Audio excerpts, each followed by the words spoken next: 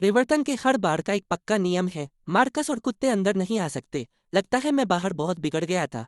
5 दिन और 5 रातें घर नहीं आया। बार्स में पीता रहा, लड़कियों को नाचने को कहता रहा जब तक मेरी बीवी, जो शहर की सबसे अमीर औरत है, उसने मुझे रंगे हाथों पकड़ लिया। उसने मुझे घर जबरदस्ती ले गई और पूरे 10 दिन तक मुझे सजा दी। अगली सुबह ही रिवर्तन के हर बार ने वह नया नियम लगा दिया। लिडिया की निगरानी में मैंने न चाहते हुए भी अपने दोस्तों को फोन किया समझाने के लिए, अब मुझे बाहर पीने के लिए मत बुलाओ, अब मेरा कर्फ्यू है, मुझे 10 बजे तक घर आना है। सोचकर ही गुस्सा आ रहा है। तुम्हें यह हक किसने दिया? हमने अलग जिंदगी जीने का फैसला किया था। लिडिया ने ठंडी हंसी हंसी, क्योंकि जो ड्रिंक्स तुम पी रहे थे वह सब मेरे कार्ड से चार्ज हुए थे। मेरा दोस्त दूसरी तरफ जोर से हंस पड़ा। भाई, क्या तुम्हारी बीवी ने तुम्हें यह सब करने को कहा है? मेरा चेहरा लाल हो गया। मैं बुदबुदाया। मैंने खुद ही कहा था। मैं खुद से बड़बड़ाना बंद नहीं कर पा रहा था। मैंने पहले भी बीवी के दबाव में रहने वाले पति देखे हैं, लेकिन कोई भी मुझ जितना कंट्रोल में नहीं था।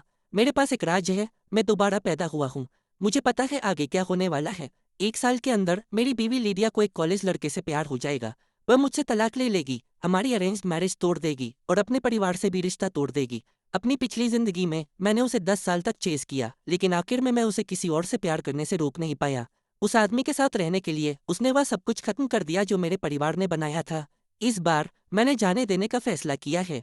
बैंकेट हॉल के अंदर गिलास टकरा रहे थे और बातें चल रही थी। मैं एक कोने में बैठा था और पास में एक खूबसूरत लड़के को अपने मैनेजर से बात करते हुए देखा। क्या तुम उसे हेलो नहीं कहोगे? वह खूबसूरत लड़का थोड़ा बेचैन लग रहा था। उसे ध्यान खींचना पसंद नहीं है।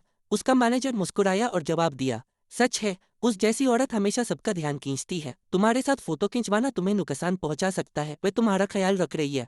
वह खूबसूरत लड़का थोड़ा शर्मा गया। वह मेरे लिए अच्छी रही है। अभी पिछले दिन ही मेरी कार खराब हो गई थी और उसने मुझे एक बिल्कुल नई कार दे दी। उसने ये भी पूछा कि मैं कहाँ घर खरीदना चाहूंगा। उसका मैनेजर बहुत जेलस लग रहा था।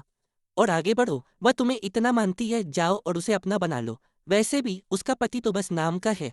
मैंने चुपचाप अपनी पेटीफोर का एक टुकड़ा खाया। के बारे में बात कर रहे हैं, सिर्फ नाम का पति?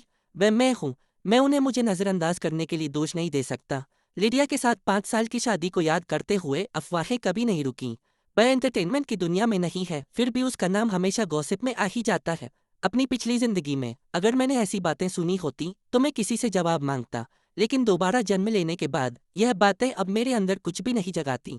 आखिर मुझे पता है कि उसके आसपास घूमने वाले सब लोग बस कुछ वक्त के लिए हैं, और वह जिसके लिए बनी है वह आज ही आने वाला है, लेकिन वह अभी तक नहीं आया। मैं बोर होने लगा हूँ। जैसे ही मैं निकलने वाला था, एक जोर से आवाज आई और फिर चीखने की आवाजें। एक मेल वेटर ने गलती से शैंपेन टावर गिरा दिया। वाइन सीधे उस खूबसूरत लड़के के सूट पर गिर गई। उस खूबसूरत लड़के का चेहरा तुरंत गुस्से से भर गया। वह चिल्लाया, तुम्हें क्या हो गया है? यह इस सीजन का होकू तुरसूट है। अपने मैनेजर को बुलाओ अभी। वेटर की आंखों में आंसू भर आए। वह चुपचाप माफी मांगता रहा, समझाते हुए कि वह बस एक कॉलेज स्टूडेंट है जो समर जॉब कर रहा है, लेकिन वह खूबसूरत लड़का उसे छोड़ने को तैयार नहीं था। मैं उसके पास गया और लंबी सांस ली। उसे अकेला छोड़ दो, मैं सूट का खर्चा उठाऊंगा। वह खूबसूरत लड़का मुझे ऊपर से नीचे तक देखा, बिना इम्प्रेस हुए। बड़ी बातें कर रहे हो? क्या तुम्हें पता भी है होकू तूर क्या है? क्या तुम्हें लगता है थोड़े से पैसे इसका खर्चा उठा सकते हैं? इस शोर ने लिडिया का ध्यान खींचा। वह गुस्से से देखी और पास आई। वह खूबसूरत लड़का ऐसे खुश हो गया जैसे उसे कोई सहारा मिल गया हो। वह उसके पास दौड़ा और उसका हाथ पकड़ लिया। जो सूट तुमने मुझे दिया था, किसी ने उसे खराब कर दिया। मैंने अपनी बीवी को हल्की मुस्कुराहट के साथ देखा। यह बस एक सूट है, मैं इसके पैसे दे दूंगा। लिडिया ने मुझे ठंडी नजर से देखा, फिर मुड़कर उस खूबसूरत लड़के को नरम आवाज में तसल्ली दी। यह बस एक सूट है, मैं तुम्हें कल नया दिलवा दूंगी। घर जाओ। यह कहकर वह उसे अपने साथ ले गई। मेरे पास खड़ा हुआ नौजवान वेटर बस वही खड़ा रहा, पूरी तरह से हैरान। मैं हमेशा से जानता था कि लिडिया में मर्दों को अपनी तरफ खींचने की ताकत है। बस मुझे यह उम्मीद नहीं थी कि इतना छोटा लड़का भी उसके जाल में फंस जाएगा। मैंने उस नौजवान को हमदर्दी से देखा और जाने के लिए मुड़ा। वह मुझे पीछे से बुलाया, ए, आज जो तुमने किया उसके लिए बहुत शुक्रिया। क्या मैं तुम्हारा नंबर ले सकता हूँ? मैं तुम्हें कभी बाहर ले जाना चाहूंगा। मैंने हाथ हिलाकर मना कर दिया। कुछ नहीं था, फिक्र मत करो। जैसे ही मैं जाने वाला था, होटल मैनेजर पास आया और उसे डांटा, तुम इतने लापरवाह कैसे हो सकते हो? अचानक मेरे दिमाग में कुछ क्लिक किया। मैं घूमकर लड़के को देखा। ये वही है। अपनी पिछली जिंदगी में मेरी बीवी ने तलाक लेने के लिए कुछ भी नहीं छोड़ा, यहाँ तक कि अपने परिवार से भी रिश्ता तोड़ दिया। ये सब एक आदमी को एक नाम देने के लिए, वह जिसके लिए बनी थी, जेन। मेरा और उसका परिवार अरेंज्ड मैरिज से बंधे थे। तलाक से बहुत सारे फायदे खत्म हो जाते, लेकिन उसे कोई परवाह नहीं थी। उसने पक्का इरादा कर लिया था। उसने एक अच्छा फाइनेंशियल सेटलमेंट भी ऑफर किया, लेकिन मैं उस वक्त समझ नहीं पाया। मुझे वह चाहिए थी, पैसे नहीं। मैंने उसे 10 साल तक प्यार किया था। ये लड़का कौन था जो कहीं से भी आ गया? ऐसे ही लिडिया का दिल लेकर चला गया। मैंने उस तलाक से बचने के लिए सब कुछ किया, और ऐसा करते हुए मैंने लिडिया को और दूर धकेल दिया। आखिर में उसने मुझे पूरी ताकत से दबोच लिया और मुझे साइन करने पर मजबूर कर दिया। एक ऐसे इंसान से प्यार करते हुए जिसने मुझे कभी प्यार नहीं किया, मैं अंदर ही अंदर घुल गया और मर गया। इस बार मैं किसी और की लव स्टोरी में विलेन नहीं बनूंगा। मैं किसी ऐसे इंसान को जो मुझसे प्यार नहीं करता, मुझे बेकार महसूस नहीं करने दूंगा। मुझे याद है अपनी पिछली जिंदगी में जब मुझे ज़ेन के बारे में पता चला था, मैंने उसके पास जाने के लिए सब कुछ किया। लिडिया को पता चला और वह तुरंत मुझे वार्न करने आई। अगर उस लड़के को एक बार भी छुआ तो मैं हमारे परिवारों के बीच के सारे डील्स खत्म कर दूंगी। मैंने रोते हुए उससे पूछा, उसके पास ऐसा क्या है जो मेरे पास नहीं? उसने मुझे नफरत से देखा। वह तेज है और जिंदगी से भरा है। वह इस दुनिया की हर अच्छी चीज है, बस उसके बैकग्राउंड को छोड़कर। वह तुम्हें हर तरह से हराता है। दोबारा जन्म लेने के बाद मैं बहुत कुछ समझ गया हूँ। प्यार लॉजिक को फॉलो नहीं करता। इस बार मैं हार मान लेता हूँ। वापस उस एस्टेट में जो अपनी हर इंच जमीन के बराबर कीमत रखता है। बड़ा, शानदार और बहुत अमीराना। हमारे दोनों परिवारों की तरफ से शादी का तोहफा। मुझे हैरानी इस बात की है कि आज उसकी कार बाहर खड़ी है। वह घर पर है। लिडिया लिविंग रूम में बैठी थी, एक टांग दूसरी पर आराम से रखी हुई थी। उसने मेरी तरफ देखा, वही ठंडी नजर जैसे हमेशा होती है। मैं झुका चप्पल बदलने के लिए उस नौजवान वेटर के बारे में सोच रहा था। उसके एप्रन पर एक छोटा सा स्माइली फेस लगा हुआ था। किसी और के पास नहीं था, बस उसके पास। जबकि मैं जो कुछ भी पहनता हूँ उसकी बहुत कीमत होती है, फिर भी वह हमेशा वही सिंपल स्टाइल होता है, फीका, बेजान। अचानक मुझे ये चप्पलें पसंद नहीं आईं। मैंने उन्हें फेंक दिया। मैं नंगे पांव लिविंग रूम में गया। लिडिया ने मेरे नंगे पांव देखे। वह हैरान होकर गुस्से से देखी। जूते नहीं पहने? मैं उसके सामने बैठ गया, शांत। अगर मैं नहीं पहनना चाहता तो नहीं पहनूंगा। लिडिया ने धीरे से हंसी, हल्की सी मजाक उड़ाते हुए। कितना अजीब है, तुम्हें क्या हो गया है? अपने दिमाग में मैंने सोचा, तुम्हारा होने वाला पति, वही। 5 साल की अकेली शादी ने मेरे शरीर पर बहुत बुरा असर डाला है। मेरा वजन लगातार कम हो रहा है। लिडिया दूसरी तरफ पहले की तरह ही बहुत खूबसूरत है। मैंने अपनी नज़र वापस खींची और सीधे उसकी तरफ देखा। चलो तलाक ले लेते हैं। मेरे मुंह से शब्द निकले ही थे कि उसने हंसी उड़ाई। उसने अपना फोन सोफा पर फेंका और मुझे देखती रही, बिना किसी भाव के। मार्कस, अब तुम कौन सा खेल खेल रहे हो? मैं सीधा बैठ गया और उसकी डरावनी नज़र का सामना किया बिना डरे। मैं सीरियस हूँ। 5 साल हो गए लिडिया, तुम मुझे कभी प्यार नहीं करोगी। हम एक दूसरे को आज़ाद कर सकते हैं। 1 महीने से भी कम में आल्टन एक बड़ा बिजनेस फोरम होस्ट करेगा। वहीं पर वह जेन से मिलेगी जो इवेंट में पार्ट टाइम होस्ट के रूप में काम कर रहा होगा। उसे पहली नज़र में उससे प्यार हो जाएगा और वह उसे पाने के लिए कुछ भी करेगी। अपनी पिछली जिंदगी में मैंने सब कुछ किया और फिर भी मुझे सिर्फ दर्द मिला। इस बार मैं खुद को दोबारा बेवकूफ़ नहीं बनाऊंगा। मैं लिडिया और जेन के मिलने से पहले ही हट जाऊंगा। मैं उनकी लव स्टोरी के लिए रास्ता साफ कर दूंगा। शायद मेरी आंखों ने बहुत कुछ बता दिया। लिडिया का चेहरा तुरंत गुस्से से भर गया। उसका मिजाज कभी नरम नहीं रहा। जो भी उसे नाखुश करता है उसे कोई रहम नहीं मिलता। वह मुस्कुराती है लेकिन उसकी आंखें बर्फ जैसी है। क्या अब मैं तुम्हारा खिलौना हूँ मार्कस? जब मन किया शादी कर ली, जब मन किया तलाक ले लिया। क्या तुम्हें लगता है मैं यहाँ तुम्हारे साथ खेल खेलने आई हूँ? 5 साल पहले हमारे परिवारों के रिश्ते अच्छे थे और उन्होंने हमारी शादी तय की थी। लिडिया की पर्सनालिटी के साथ वह कभी भी ऐसे ही मान नहीं जाती, लेकिन उसकी दादी उस वक्त बहुत बीमार थी और उस दबाव ने उसे यह शादी करने पर मजबूर कर दिया। लिडिया के लिए ये एक बहुत बड़ी बेइज्जती थी। खुशकिस्मती से उस वक्त उसकी जिंदगी में कोई ऐसा नहीं था जिसे वह बहुत प्यार करती हो। वह अपने परिवार का बिजनेस भी संभाल रही थी और उसे एक भरोसेमंद पार्टनर की जरूरत थी, तो उसने 5 साल तक मेरे साथ काम चलाया। मैं खुद पर उदास और कड़वी हंसी हंसा। क्या तुम सच में ये सिर्फ नाम की शादी चलाना चाहते हो? लिडिया ने उन शब्दों का मजाक उड़ाते हुए मजा लिया। ये क्या है? क्या तुम अकेला और बेचैन महसूस कर रहे हो? मैंने अपने शब्द ध्यान से चुने। नहीं, मैं बस। लेकिन लिडिया खड़ी हो गई और मेरे पास आई। वह झुकी, अपने हाथ सोफा के दोनों तरफ रखे, मुझे घेर लिया। अगर तुम अकेला महसूस कर रहे हो तो मेरे पास क्यों नहीं आए? इसके बजाय तुम तलाक की बात कर रहे हो। क्या सच में यही वजह है? लिडिया से हमेशा एक हल्की सी खुशबू आती है, टोबैको और परफ्यूम की मिली जुली। वो कभी मेरे करीब नहीं आई। सिर्फ एक बार मैंने उसकी कोट से सांस लेते हुए वो खुशबू महसूस की थी।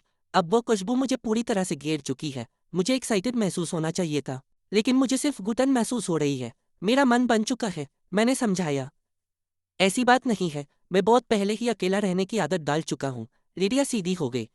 ऐसा है क्या? उसे मुझ में कभी कोई असली इंटरेस्ट नहीं था। वह छोटा सा मूव बस मुझे परेशान करने के लिए था। उसने मुझे नीचे देखा, उसकी आवाज़ फिर से ठंडी हो गई। मुझे पता है आज हमारी 5वीं एनिवर्सरी है। मुझे इसे मनाने में कोई इंटरेस्ट नहीं है। इसे तलाक के लिए बहाना बना रहे हो, फालतू में। मैं खड़ा हो गया और उसकी आंखों में देखा। एक एनिवर्सरी जो हमने कभी नहीं मनाई। अब तक इंतजार करने का कोई फायदा नहीं। सोचो, तुम्हारे लिए मेरी उपयोगिता लगभग खत्म हो चुकी है। मुझे रखने से ज्यादा तुम्हें अपनी आज़ादी चाहिए, है ना?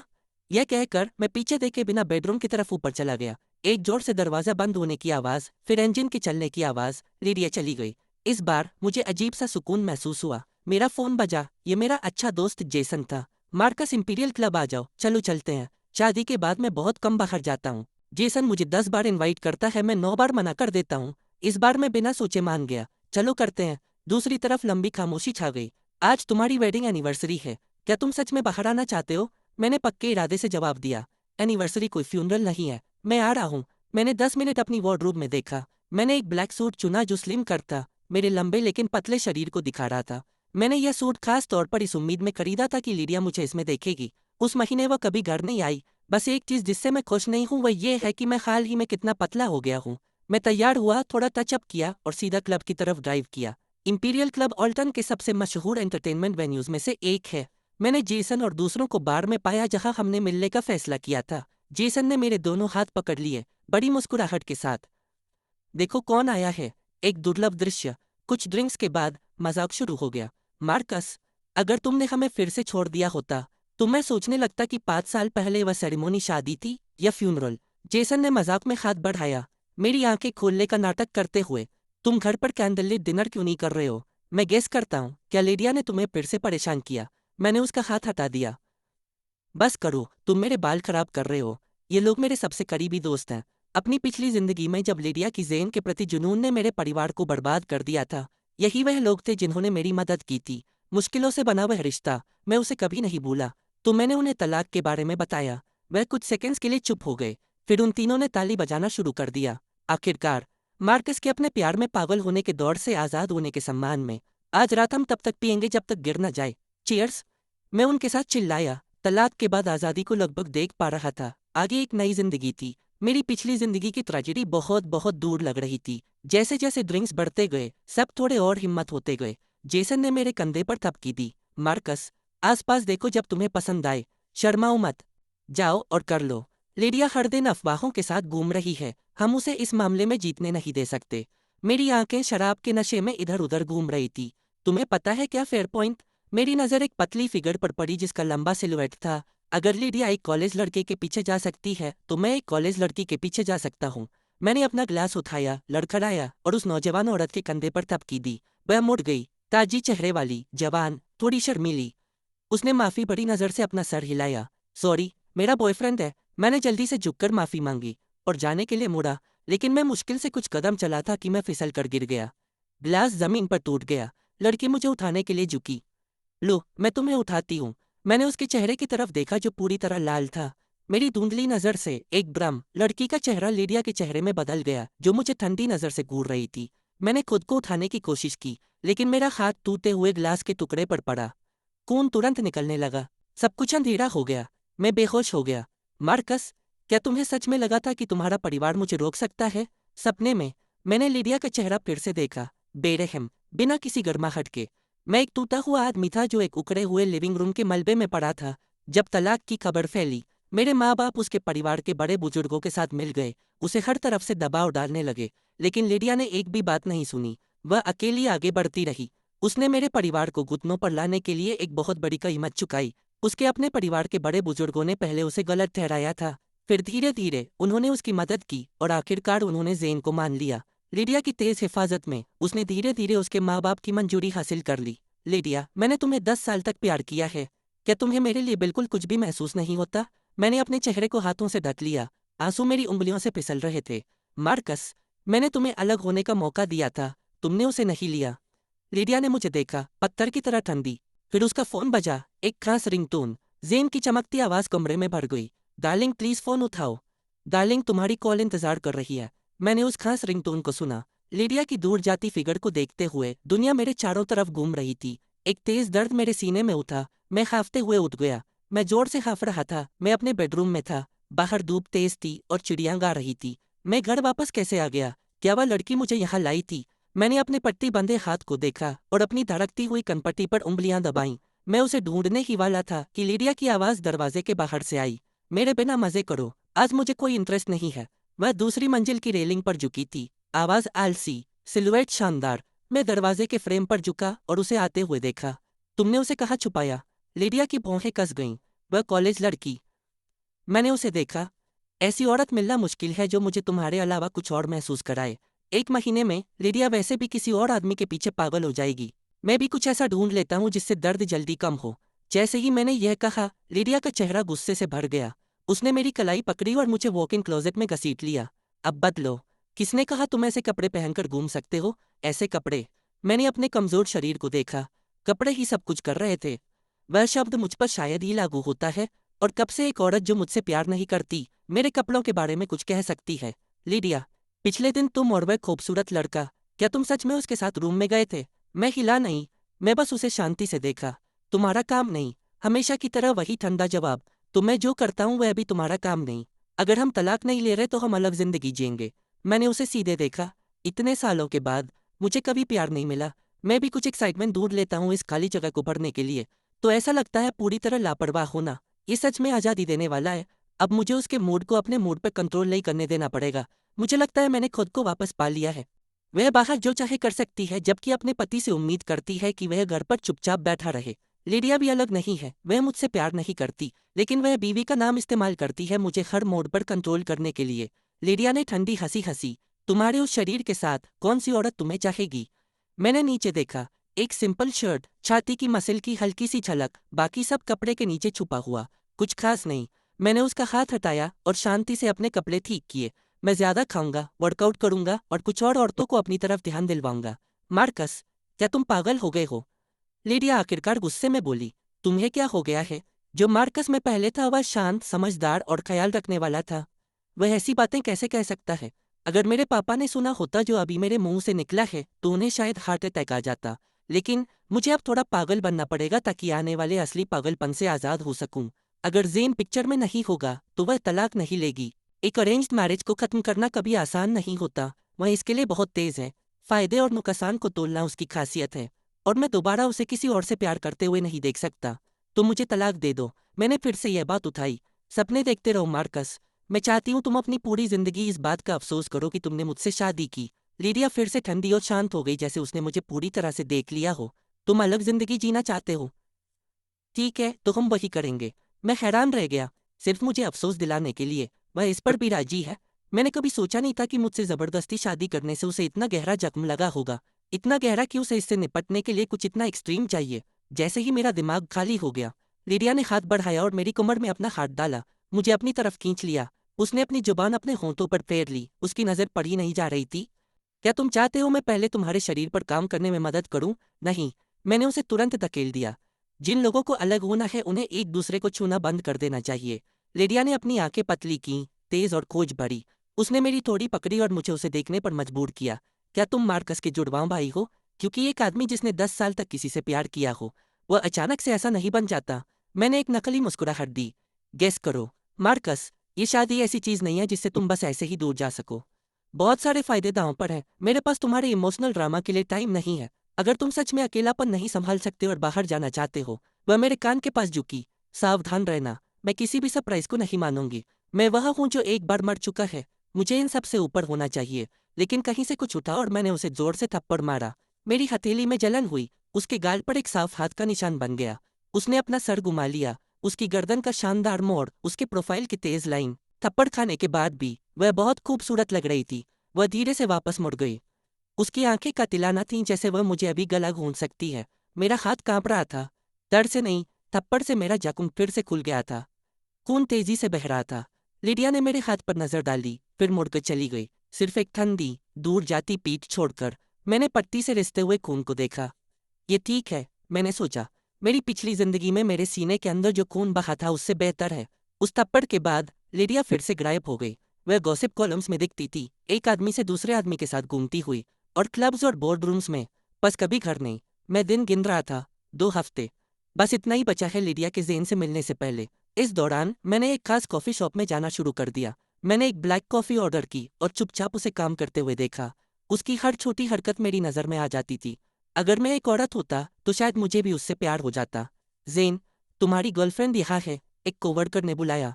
हाँ, उसकी गर्लफ्रेंड है, लेकिन वह बेचारी लड़की लिडिया का मुकाबला नहीं कर सकती। चाहे वह कितना भी जुनून से एक दूसरे से प्यार करे, लिडिया की ताकत और दौलत उन्हें अलग कर देगी। जब तक मुझे अपनी पिछली जिंदगी में ज़ेन के बारे में पता चला, वह उससे पहले ही ब्रेकअप कर चुका था, तो मैंने उसके बारे में कभी पता नहीं किया। कैफे का दरवाज़ा खुला, एक नौजवान औरत अंदर आई। मैं जम गया। वह कॉलेज लड़की। ज़ेन, तुम क्या हो? ओ, तुम आ गई। ज़ेन ऐसे खुश हो गया जैसे क्रिसमस पर कोई बच्चा उस लड़की से मिलने जा रहा था जो उसके लिए छोटे केक्स लाई थी। मैं पास में काम कर रही थी तो तुमसे मिलने आ गई। तुम्हारे लिए कुछ छोटे केक्स लाई हूँ। वेंडी इतना मुस्कुराई कि उसकी आंखें चांद जैसी हो गईं। उसके और ज़ेन के स्माइल मिलते थे जिसे वह कपल्स रिजेम्बलेंस कहते हैं। और लिडिया इसे तोड़ देगी, कितना नुकसान। ज़ेन खुश भी था और परेशान भी। तुम्हें ये सब करने की ज़रूरत नहीं थी, पार्ट टाइम काम करना पहले ही थका देने वाला है, तुम्हें मुझ पर खर्च करने की ज़रूरत नहीं है। मैं मेहनत कर रही हूँ ताकि मैं तुम्हें ट्रीट कर सकूं। वेंडी के मीठे शब्द इतनी सहजता से निकले, मैं ये सोचे बिना नहीं रह पाया कि लिडिया ने मुझे कभी कुछ खाने को नहीं खरीदा। हालांकि मुझे वैसे भी मीठा पसंद नहीं था, क्योंकि ज़ेन अभी भी शिफ्ट पर था। वेंडी ज्यादा देर नहीं रुकी।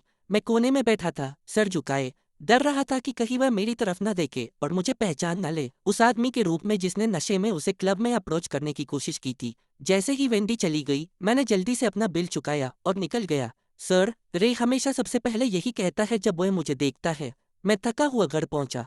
मैं दोबारा पैदा हुआ हूं और पता नहीं कैसे मेरे आसपास लोगों का जाल और उलझ गया है। मैंने अपनी कनपटी रगड़ी, मेरा दिमाग मुश्किल से चल पा रहा था। हम 100 मीटर भी नहीं चले थे कि मैंने कहा, रे मुझे ड्राइव करने दो। मेरा बहाना था कि मैंने बहुत वक्त से ड्राइव नहीं किया और मेरा मन कर रहा है। मैंने व्हील पकड़ा और आगे सड़क देखी। वहाँ इंटरसेक्शन पर वेंडी लाइट पर इंतजार कर रही थी। मैंने ध्यान से टाइम किया और एक्सेलरेटर दबाया। मैंने उसे टक्कर मारी, वह गिर गई। मुझे अफसोस है, मैं घबराहट में कार से कूदा और उसे उठाने के लिए दौड़ा। उसकी टांग से बहुत खून बह रहा था। ये कोई छोटी चोट नहीं थी। ये तुम हो? वेंडी दर्द में कराह रही, मुझे पहचानते हुए। मैंने रे से कहा उसे तुरंत हॉस्पिटल ले जाओ। वह कॉलेज लड़की का नाम वेंडी है। वह अभी स्टूडेंट है, 21 साल की। मैं हॉस्पिटल की बेंच पर बैठा। उसका नंबर जो मैंने अभी सेव किया था उसे घूर रहा था। उदासी की एक लहर मुझ पर छा गई। आखिर में मैं उतना बड़ा इंसान नहीं हूँ जितना मैंने सोचा था। बदला लेने का बस एक ही तरीका मुझे समझ आया, जैसा को तैसा। अगर ज़ेन मेरी बीवी को ले सकता है तो मैं उसकी गर्लफ्रेंड को क्यों नहीं ले सकता। सच है, ज़ेन लिडिया की ताकत में बह गया था, लेकिन आखिर में उसने इसे मान लिया। अगर उसने आखिर तक उसे मना किया होता तो शायद मैं समझदार रह पाता। अपनी पिछली जिंदगी में मुझे आखिरी स्टेज का लीवर कैंसर था। मेरे आखिरी दिन हॉस्पिटल के बेड पर गुजरे। तब तक लिडिया और ज़ेन अलग नहीं हो सकते थे। मैंने उसे फिर कभी नहीं देखा, मरने से पहले एक बार भी नहीं। मैंने वेंडी के सारे मेडिकल खर्चे उठाए और मैंने उसे खोई हुई मजदूरी और ठीक होने के खर्चों के लिए खुले दिल से पैसे दिए। हॉस्पिटल में रहने से उसका पार्ट टाइम काम बिगड़ गया होगा। मैं अच्छा बात करने वाला हूँ। आधे दिन के अंदर मैंने उसके बारे में ज्यादातर सब कुछ जान लिया जो मुझे जानना था। एक मामूली परिवार, दोनों माँ बाप जिंदा हैं और एक छोटा बिजनेस चलाते हैं। एक छोटा भाई मिडिल स्कूल में। कोई हैरानी नहीं कि उसका बॉयफ्रेंड लिडिया छीन लेगी। आराम करो, मैं अक्सर मिलने आऊंगा। जाने से पहले मैंने अपना सबसे गर्म, सबसे भाई जैसा चेहरा बनाया। एक नरम मुस्कुराहट। ठीक है, मैं जवान हूँ, मैं जल्दी ठीक हो जाऊंगी। वेंडी मुस्कुराई, अपने सफेद दांत दिखाते हुए, मुझे पूरी मासूमियत से देखते हुए। मैं भी उतना बूढ़ा नहीं हूँ, 27 साल का, 72 का नहीं। लेकिन 5 साल की घुटन, बड़ी शादी और लंबे समय तक भूख न लगने की वजह से मुझे अंदर और बाहर से बूढ़ा कर दिया है। घर जाते हुए मैं एक फार्मेसी पर रुका और सप्लीमेंट्स का एक ढेर उठाया। रे, एक होम सर्विसेज एजेंसी से कांटेक्ट करो। कुछ भरोसेमंद स्टाफ ढूंढो, कोई जो अच्छा खाना बना सके, आइडियली न्यूट्रिशनिस्ट सर्टिफिकेट के साथ। मैं बैकसीट में बैठा था, सप्लीमेंट्स से गिरा हुआ, और अपने इंस्ट्रक्शंस दिए। हाँ सर, रे ने जवाब दिया। जब मैंने लिडिया से शादी की तो दोनों फैमिलीज ने कहा था कि काम करने वाले रखूं, सफाई के लिए, बगीचे के लिए, खाना बनाने के लिए। मैंने सबको मना कर दिया। किसी और का हमारे घर में होना ऐसा लगता था जैसे कोई घुसपैठ कर रहा हो। यह खराब कर देता जो मैंने अपनी और उसकी जिंदगी के बारे में सोचा था। लेकिन नतीजे खुद बोलते हैं। मुझे दूसरी जिंदगी मिली है। अब सपने देखना बंद करो। घर वापस आकर मैं आगे चलता हूँ जबकि रे पीछे आता है। उसके हाथों में सप्लीमेंट्स के बैग्स भरे हुए हैं। जैसे ही मैं दरवाजा खोलता हूँ, लिडिया सीढ़ियों से नीचे आ रही होती है। वह नीचे आते हुए अपनी कफ्स ठीक कर रही है, एक आम सा तरीका, लेकिन बहुत खूबसूरत। रे, अब तुम्हारा काम हो गया, मैं कहता हूँ। रे सप्लीमेंट्स टेबल पर रखता है, लिडिया को इज्जत से सर हिलाता है, फिर जल्दी से बाहर चला जाता है। 1 घंटे में एक कॉकटेल पार्टी है, तुम्हारे माँ बाप वहाँ होंगे। तैयार हो जाओ और मेरे साथ चलो। लिडिया सप्लीमेंट्स की तरफ देखती भी नहीं। वह बस अपना हुक्म देती है, हमेशा की तरह ठंडे तरीके से। उसने कभी नहीं चाहा कि मैं उसके साथ रहूं जब तक मेरा कोई मकसद न हो। दोबारा जन्म लेने के बाद से मैं अपने माँ बाप से मिलने नहीं गया हूँ। ये इसलिए नहीं कि मैं बुरा बेटा हूँ, बल्कि मेरी पिछली जिंदगी में जो कुछ हुआ उसके बाद भी मैं उनका सामना करने में शर्मिंदा महसूस करता हूँ। मैं थोड़ा डरता भी हूँ। ठीक है, मैं ऊपर चला जाता हूँ। पिछले 2 हफ्तों में मैं खाली नहीं बैठा, मैंने पूरी नई वार्डरोब खरीदी है। अलग स्टाइल, अलग कट्स, पहले जैसा कुछ नहीं। मैं एक अच्छा स्लिम कट सूट चुनता हूँ, जिसका कॉलर बहुत अच्छे से बना हुआ है। मैं बहुत पतला हूँ लेकिन लंबा हूँ, ये भी कुछ काम आता है। थोड़ा पतला दिखने के अलावा मैं अपने बारे में अच्छा महसूस करता हूँ। अपना लुक ठीक करने के बाद मैं एक अच्छी घड़ी पहनता हूँ। रोशनी में ये ज़रूर ध्यान खींचेगी। पहले मैं जितना खुद को रोकता था, अब मैं उतना ही दिखाता हूँ। लिडिया नीचे इंतजार कर रही है, फ़ोन पर बात करते हुए। वह मुझे सीढ़ियों से नीचे आते हुए सुनती है और देखती भी नहीं। मुझे परवाह नहीं। मैं गाड़ी के पास जाता हूँ और अकेला इंतजार करता हूँ। कुछ मिनट बाद वह बाहर आती है। जब वह गाड़ी में बैठती है और जब हम चलते हैं, वह एक बार भी मेरी तरफ नहीं देखती। पूरे रास्ते हम एक दूसरे से एक लफ्ज भी नहीं बोलते। वह गाड़ी चलाती है, मैं अपने फ़ोन में देखता हूँ। मैंने वेंडी का नंबर सेव कर लिया है और उसकी खबर ले रहा हूँ। वेंडी, अगर हॉस्पिटल का खाना तुम्हें पसंद नहीं आ रहा तो मैं खाना बेच सकता हूँ। वेंडी जवाब देती है, नहीं नहीं, मैं ठीक हूँ, सच में। मैं आज तुम्हारे लिए कुछ न्यूट्रिशन सप्लीमेंट्स लेना भूल गया। मैं कल जब मिलने आऊँगा तो ले आऊँगा। बेंटी जवाब देती है, आपको इतनी तकलीफ करने की ज़रूरत नहीं है, ये शराफत नहीं है। मैं ही वह हूँ जिसने तुम्हें टक्कर मारी और हॉस्पिटल पहुंचाया। शर्माओ मत, बस बता देना अगर कुछ चाहिए हो। वेंडी और जेन एक जैसे परिवार से हैं। लिडिया ने जेन के लिए अमीर लड़की का रोल किया था, तो मैं वेंडी के लिए अमीर और कामयाब आदमी का रोल कर सकता हूँ। इस तरह सोचने पर यह लगभग ठीक लगता है। मेरे दिल को थोड़ा सुकून मिलता है। आगे की लाइट लाल हो जाती है, गाड़ी रुक जाती है। लिडिया आखिरकार मेरी तरफ देखती है अपनी आंखों के कोने से। वह मुझ में आया बदलाव देखती है और फिर भी सबसे बुरी बात कहती है, ये सूट तुम पर बर्बाद है। हाँ, वह ड्रामा सीन्स जहाँ आदमी औरत को हैरान कर देता है पूरी तरह से झूठे होते हैं। मैं अपना फ़ोन नीचे रखता हूँ और अपना कॉलर ठीक करता हूँ। सच में बिल्कुल भी असर नहीं हुआ। वह छोटा सा जानबूझकर किया गया इशारा उसके चेहरे को फिर से गुस्से से भरने के लिए काफ़ी है। मार्कस, क्या तुम खुद को संभाल सकते हो? क्यों? मैं उसकी तरफ देखता हूँ। शिकायत है, मैं सालों से खुद को संभाल रहा हूँ, उसका क्या फ़ायदा हुआ? जब तुम एक बार मर चुके हो तो चीज़ें इतनी भारी नहीं लगती। खुद को सांस लेने देना बेहतर है बजाय खुद को पिंजरे में बंद रखने के। मत भूलो तुम कौन हो। उसकी आवाज़ अब तेज़ है। उसने मुझे कभी पति की तरह नहीं समझा, फिर भी वह चाहती है कि मैं उस नाम से जीऊँ। मैं खिड़की की तरफ मुड़ता हूँ और कुछ नहीं कहता। पुराने दिनों में उसकी तरफ से कुछ लफ्ज़ भी मेरा पूरा दिन बना देते। मैं कुछ कहने के लिए पागल हो जाता। अब नहीं। पार्टी में हम थोड़ी देर के लिए पति पत्नी का रोल करते हैं। कुछ जाना पहचाना बिजनेस पार्टनर से थोड़ी देर बात करने के बाद मैं एक शांत जगह ढूंढता हूँ और अकेला बैठ जाता हूँ। किस्मत की बात है, जो जवान आदमी मेरे बगल में बैठता है वह विंसेंट है। वही जिसके बारे में कुछ वक्त पहले खबरें फैली थीं कि उसने लिडिया के साथ होटल रूम लिया था। विंसेंट, तुम यहाँ अकेले क्यों बैठे हो? एक और आदमी पास आता है और पूछता है। बस आराम कर रहा हूँ। टाइलर, थोड़ी देर मेरे साथ बैठो। विंसेंट की आवाज़ बहुत साफ और तेज़ है। मैंने देखा है कि लिडिया को अच्छी आवाज़ वाले आदमी पसंद है। जेन भी ऐसा ही है। और हर वह आदमी जिसके साथ उसका नाम जुड़ा है, वह दोनों मेरे बगल में बातें करने लगते हैं। शायद उन्हें पता नहीं कि मैं यहाँ हूँ। टाइलर विंसेंट को छेड़ता रहता है। तुम्हारी लिडिया वहाँ है, तुम जाकर हेलो क्यों नहीं कहते? शुरू मत करो, वह मेरी बॉस है और उसका पति है। विंसेंट शिकायत भरी नज़र से कहता है। वह पति? वह तो लगभग है ही नहीं, किसी ने उसे सालों से नहीं देखा। और सब जानते हैं कि वह हाल ही में तुम्हारे सबसे करीब रही है। मैंने सुना है वह तुम्हें एक घर खरीद कर दे रही है। टाइलर को साफ जलन हो रही है। वह मेरे साथ बहुत उदार रही है, विंसेंट कहता है। उसके चेहरे पर गर्व साफ दिखता है। मुझे तो पता भी नहीं वह मेरे साथ इतनी अच्छी क्यों है। शायद मैं खुशकिस्मत हूँ। लिडिया सबके साथ उदार है सिवाय अपने नाम के पति के। और वह आदमी जिसके साथ उसका नाम जुड़ा है खत्म होने के बाद उसकी तारीफ करता है। तभी मेरे माँ बाप पास आते हैं कहते हुए, मुझे अकेला बैठा देखकर। वे तो इसके पूछते हैं, मार्कस, लिडिया कहाँ है? वह तुम्हारे साथ क्यों नहीं है? लिडिया का नाम सुनते ही विंसेंट और टाइलर दोनों मेरी तरफ देखने के लिए मुड़ते हैं। उनके चेहरे के हाव भाव अभी देखने लायक होंगे।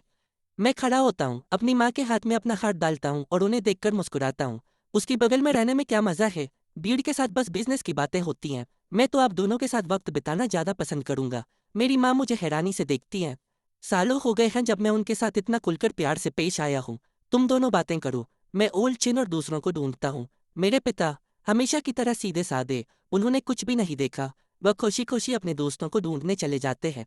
विंसेंट आखिरकार मुझे पहचान जाता है। उसका चेहरा लाल और सफ़ेद होता है। उसकी आंखों में दुश्मनी साफ दिखती है। मैं अपनी माँ के साथ बैठ जाता हूँ और बातें करने लगता हूँ। सच कहूँ तो मैं आज आना ही नहीं चाहता था, उसी ने मुझे साथ आने को कहा। कितना बोरिंग है। तुम बच्चे, ये ज़रूरी बिजनेस है। ये बोरिंग की क्या बात है? मेरी माँ मेरा हाथ पकड़ती है और मुझे डांटती है, लेकिन उनकी आवाज़ में पूरा प्यार है। मैं अपनी बगल की नज़र से विंसेंट को देखता हूँ। मैं आमतौर पर बातें करता रहता हूँ, लेकिन ये सच में बोरिंग है। वैसे माँ, मैंने रे से घर के लिए कुछ लोग रखने को कहा है। मैंने थोड़ी मसल बनाने का फैसला किया है। मुझे कहा गया है कि मैं बहुत पतला हूँ, ज्यादा खाऊं और एक्सरसाइज करूं। विंसेंट अपना होंठ काटता है। साफ दिख रहा है कि वह खुद को संभालने की कोशिश कर रहा है। बहुत पहले ही हो जाना चाहिए था। तुम दोनों इतनी बड़ी जगह में रहते हो, तुम अकेले ये सब कैसे संभाल सकते हो? मेरी माँ पूरे दिल से सहमत होती है। मैं तो बस अपनी छोटी सी दुनिया चाहता था, लेकिन अब मैं उससे थक गया हूँ। मैं बातों को थोड़ा उलझाकर छोड़ देता हूँ। विंसेंट लीडिया की जिंदगी में बस एक गुजरता हुआ चेहरा है, मामूली। जेन जैसा नहीं, यह कुछ भी सोचने जैसा नहीं है। विंसेंट अचानक खड़ा होता है और जल्दी से चला जाता है। टाइलर उसके पीछे पीछे चलता है। शायद वह अभी उतना ही बेचैन है। जब पार्टी खत्म होती है, मैं लिडिया के साथ वापस नहीं जाना चाहता। मैं घर जाना चाहता हूँ, अपने असली घर, और अपने माँ बाप के साथ कुछ दिन बिताना चाहता हूँ। मैं जा रही हूँ, लिडिया कहती है। उसे कभी परवाह नहीं थी कि मैं कहाँ जाता हूँ जब तक मैं उसे शर्मिंदा न करूँ। मेरे पिता अभी भी अपने दोस्तों के साथ गहरी बातों में लगे हुए हैं, बिल्कुल बेखबर। पार्टी खत्म होती है। मेरी माँ मुझे गाड़ी की चाबी देती है और मुझे पार्किंग में इंतजार करने को कहती है जब तक वह मेरे पिता को वहां से ले जाती है। मैं अंडरग्राउंड पार्किंग में नीचे जाता हूँ। मुझे अपने पिता की गाड़ी मिलती है और मैं अंदर बैठने ही वाला होता हूँ जब मैं लिडिया और विंसेंट को गुस्से में बात करते देखता हूँ। विंसेंट उसकी जैकेट का दामन पकड़ता है, दुख में। तुम मेरे साथ इतनी अच्छी रही हो, क्या तुम कह रही हो कि यह सब सच नहीं था? मुझे यकीन नहीं होता। जो चाहे मानो, बस मेरे रास्ते से हट जाओ। लिडिया अपनी जैकेट छुड़ाती है।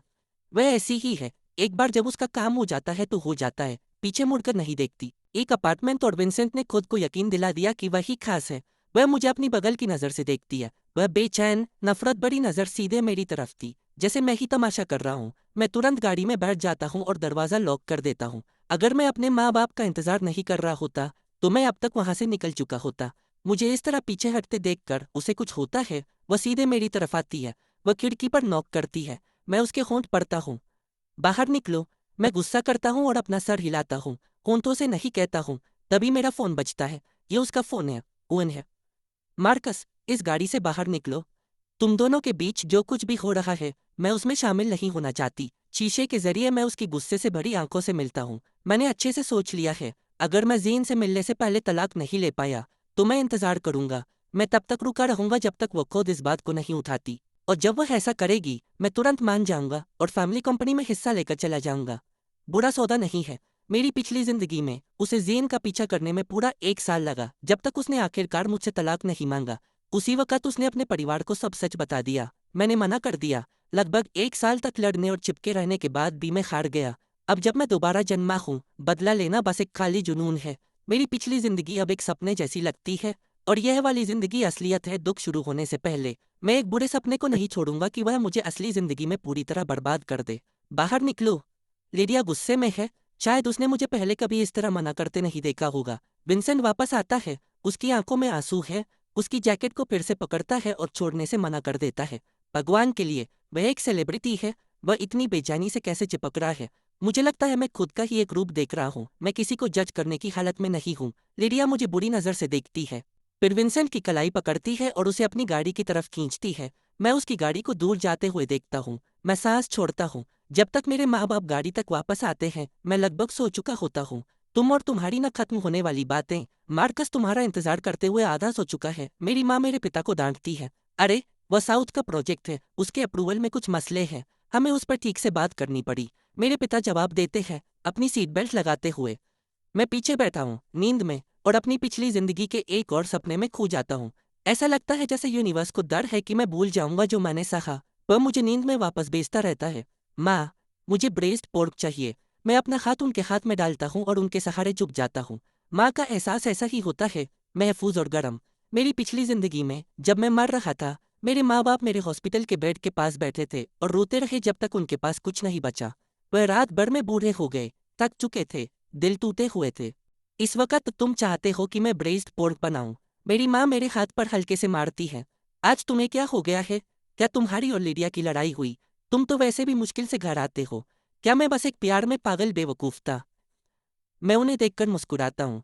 अब से मैं एक अच्छा बेटा बनना चाहता हूँ। मेरे आसपास सबको हमेशा पता था कि मैं लिडिया के बारे में क्या महसूस करता था, एक तरफा। तो यह सुनकर मेरी माँ सच में हैरान होती है। मेरे पिता ने लगभग गाड़ी को मोड़ दिया। मेरे पिता पूछते हैं, तुम्हें अब लिडिया पसंद नहीं?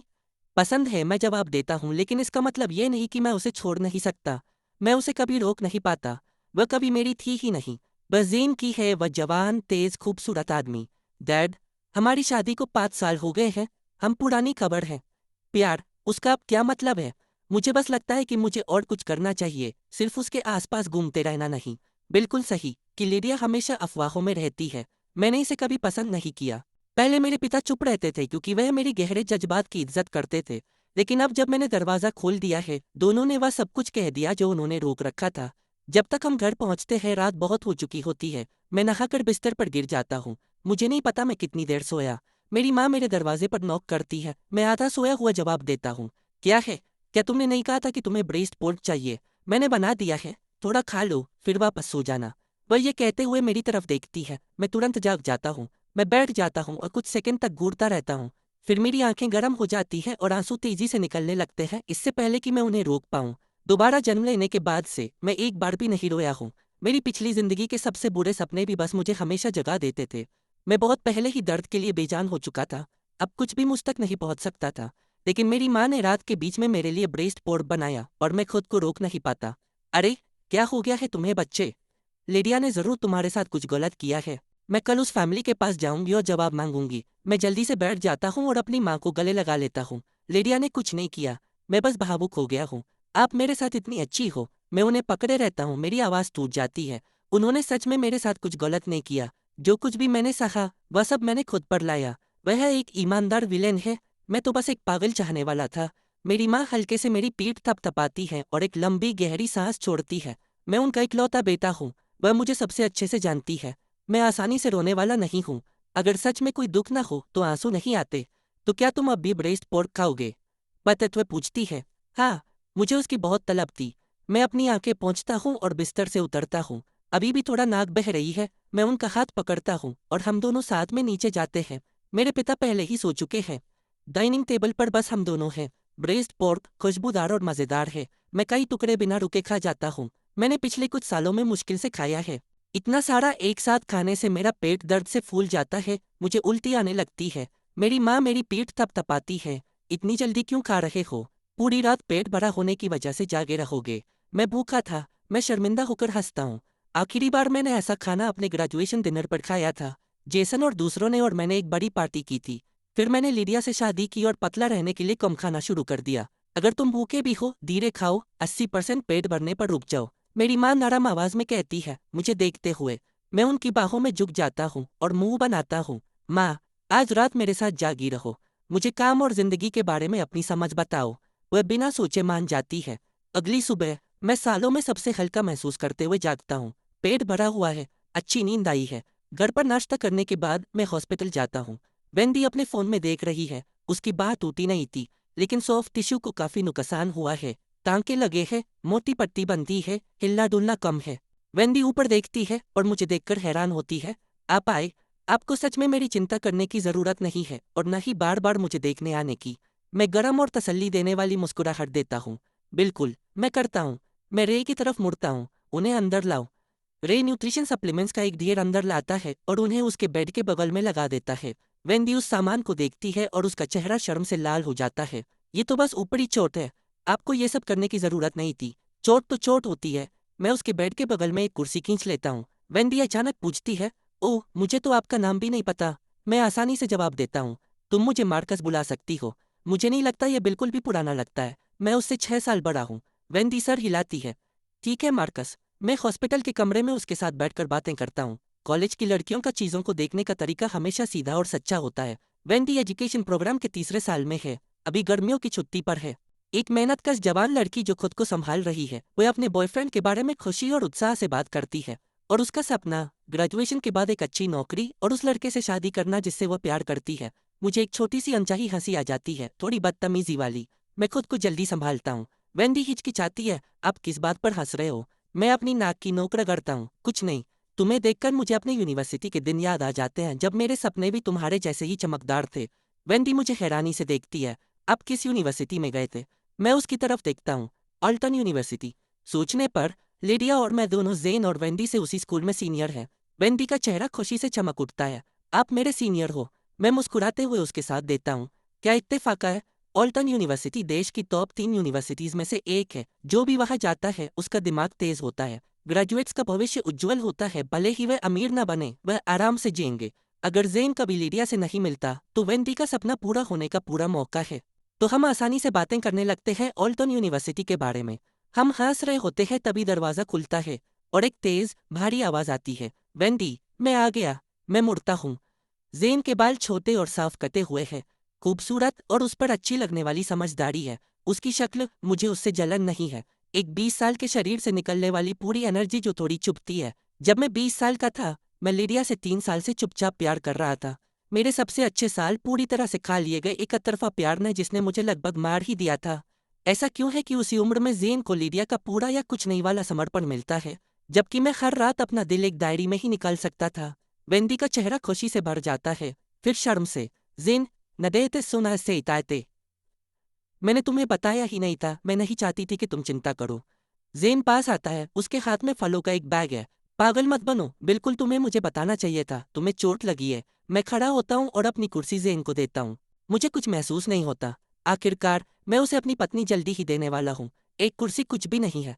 जेन मुझे हैरानी से देखता है। सीनियर, क्या ये आप हो? आप यहाँ क्या कर रहे हो? मैं एक अजीब सी हंसी हंसता हूँ। मुझे डर है कि मैं ही वह हूँ जिसने उसे टक्कर मारी। मैं उसकी हालत देखने आया हूँ। जेन मेरी तरफ देखता है, फिर वेंडी की तरफ, और गुस्सा होने के बजाय वह बस हंसता है। क्या इत्तेफाक है। वेंडी, ये सीनियर उस जिम में आते हैं जहां मैं हमेशा काम करता हूँ। वह एक अच्छे इंसान है। ये जरूर एक हादसा होगा। उसकी ये आसानी से माफ करने की आदत मुझे हैरान कर देती है। किसी और के लिए यह सच में जानबूझकर नहीं किया गया होगा, लेकिन मैंने वह टक्कर जानबूझकर मारी थी। वेंडी शर्माते हुए अपना सर खुजाती है। मुझे पता है मार्कस ने जानबूझकर नहीं किया होगा। उन्होंने तो मुझे ज्यादा पैसे भी दिए। मुझे बुरा लगा। जेन तुरंत अपना फोन निकालता है। यह नहीं हो सकता, जो सही है वही दो। मार्कस, मुझे बाकी पैसे वापस ट्रांसफर करने दो। मुझे लगता है ये उसका ये रवैया है कि पैसे उसके लिए कुछ नहीं है जो लिडिया को उसकी तरफ खींचता है। एक जवान आदमी जिसमें लालच का कोई निशान नहीं, बस साफ ईमानदार आंखें। मुझे उसकी तारीफ करनी पड़ेगी। हर बार वह मेरे डिजाइनर कपड़ों को बेकार महसूस करा देता है। मैं शांति से मना कर देता हूँ। ऐसी चीज के लिए कोई तयशुदा रकम नहीं होती। वेंडी की बाह पर निशान पड़ेगा। उसे वह मिलना चाहिए जो मैंने उसे दिया। तुम भी अपना वक्त एंजॉय करो। मैं मुड़ता हूँ और बाहर चला जाता हूँ। ये बेफिक्री का वक्त जो ये जवान जोड़ा साथ बिता रहा है, ये ज्यादा देर नहीं चलेगा। शायद 2 हफ्तों में लिडिया की एंट्री होगी। जेन उसका निशाना होगा और वेंडी फिर कभी इतनी खुश नहीं होगी। इस तरह सोचने पर लिडिया सच में बहुत जालिम है। हॉस्पिटल से निकलने के बाद मैं रे से मुझे क्रेस्टवुड मैनर वापस ले जाने को कहता हूँ। वह जगह जहाँ लिडिया और मैं रहते हैं। मेरी जड़ी बूटी की दवा के पैकेट्स वहाँ हैं, मुझे उन्हें लेना है। मैं उन्हें घर पर रोज बनाकर पीऊंगा। अपनी माँ के खाने के साथ मुझे 1 महीने के अंदर 10 पाउंड मसल बना लेनी चाहिए। दवा के पैकेट्स अभी भी लिविंग रूम की टेबल पर रखे हैं, बिना छुए। क्या लिडिया कल रात घर आई थी? और विंसेंट के साथ क्या हुआ, मुझे कुछ नहीं पता। जैसे ही मैं पैकेट्स उठाता हूँ और दरवाजे की तरफ बढ़ता हूँ, लिडिया की परछाई सीढ़ियों पर दिखती है। वह ऊपर से मुझे नीचे देखती है। उसकी आंखों में नाखुशी है। वह फिर से घर क्यों है? आमतौर पर वह हर 3 महीने में एक बार आती है। मैं शांति से उसकी तरफ देखता हूँ। तुम विंसेंट के पीछे गए थे। मैंने तुम्हारी पिछली किसी भी अफवाह में दखल नहीं दिया। मैं इस पैटर्न को तोड़ना नहीं चाहता था। लिडिया के चेहरे पर कोई भाव नहीं है। ऐसा है? तो उनका सोर्स बंद हो रहा है। इंटरनेट पर फैली अफवाहें सब इत्तेफाक है। तो उसे हमेशा से पता था कि मैं क्या कर रहा हूँ, और उसने मुझे कभी नहीं रोका, क्योंकि वह आदमी उसके लिए बस मनोरंजन थे। जेन जैसा कुछ नहीं था। मेरी पिछली जिंदगी में सिर्फ एक बार उससे बात करना चाहना ही लिडिया के लिए मुझे टुकड़े टुकड़े करने के लिए काफी था। मैं इससे मना नहीं करूंगा। तुमने उन सबको पैसे और मौके दिए। वह शादी की जायदाद में आता है। अपने तरीके से कुछ वापस लेना ठीक लगता है। लिडिया सीढ़ियों से नीचे आती है। पूरे कमरे पर उसका दबाव है। तो तुमने कल रात जब उसे देखा तो सीधे विंसेंट से बात क्यों नहीं की? मैंने उसे एक अपार्टमेंट दिया। उसका आधा तुम्हारा है। क्या उसे कुछ हो गया है? मैं गुस्सा करता हूँ। वह मुझ पर इस तरह बातें क्यों बर्बाद कर रही है? और ज्यादा से ज्यादा 1 साल में वह खुद तलाक मांगेगी। वह मुझे एक बड़ी दौलत देगी। मैं एक अपार्टमेंट की परवाह क्यों करूंगा? मैं जाने के लिए बढ़ता हूँ। मैंने इस बात को मान लिया है। विंसेंट पहला नहीं है और न ही आखिरी होगा। मैं उन सबके साथ नहीं चल सकता। मुझे बस रे को पैकेट्स लेने भेज देना चाहिए था। जब मैं दरवाजे से बाहर निकलता हूँ तभी मुझे उसकी ठंडी नज़र हटती हुई महसूस होती है। मैं दवा के पैकेट्स पीछे की सीट पर फेंक देता हूँ और रे से गाड़ी चलाने को कहता हूँ। मेरे डैड की गाड़ी घर के बिल्कुल बाहर खड़ी है। जैसे ही वह अंदर आते हैं और मुझे घर पर देखते हैं, वह मुझे घूरते हैं और अपना फ़ोन मेरे चेहरे पर कर देते हैं। ये गड़बड़ देखो। मैं देखता हूँ हेडलाइन में लिखा है, उभरता हुआ स्टार विंसेंट लिडिया ग्रुप की सीईओ लिडिया के साथ देखा गया। दोनों ने किसी भी रोमांटिक रिश्ते से मना किया। अगर सच में उनके बीच कुछ चल रहा है, ये रोमांस नहीं होगा, ये एक अफेयर होगा। मैं फ़ोन अपने डैड को वापस देता हूँ और उन्हें शांत करने की कोशिश करता हूँ। अरे, ये सब बनाया हुआ है। आप लीडिया को जानते हो, वह एक बिजनेस वूमेन है। ये सब तो उसके काम का हिस्सा है। मेरे डैड गुस्से में हैं और तुम अभी भी उसकी तरफदारी कर रहे हो। मैं उसकी तरफदारी नहीं कर रहा। मैं बस इस बात पर इस बूढ़े आदमी को गुस्सा नहीं होने दे सकता। मैं अपनी बाहें ऊपर करता हूँ। तो चलो अभी उसे सबका सिखाते हैं। मैं तुम्हारे साथ हूँ। हम दोनों बाप बेटा मिलकर उसे नीचे गिरा देंगे। मेरे डैड का चेहरा गुस्से से काला हो गया है, लेकिन जैसे ही मैं ये कहता हूँ वह एक बड़ी मुस्कुराहट देते हैं। तुम हमेशा बकवास करते हो। मैं अपना हाथ उनके हाथ में डालता हूँ और उन्हें आगे बढ़ाता हूँ।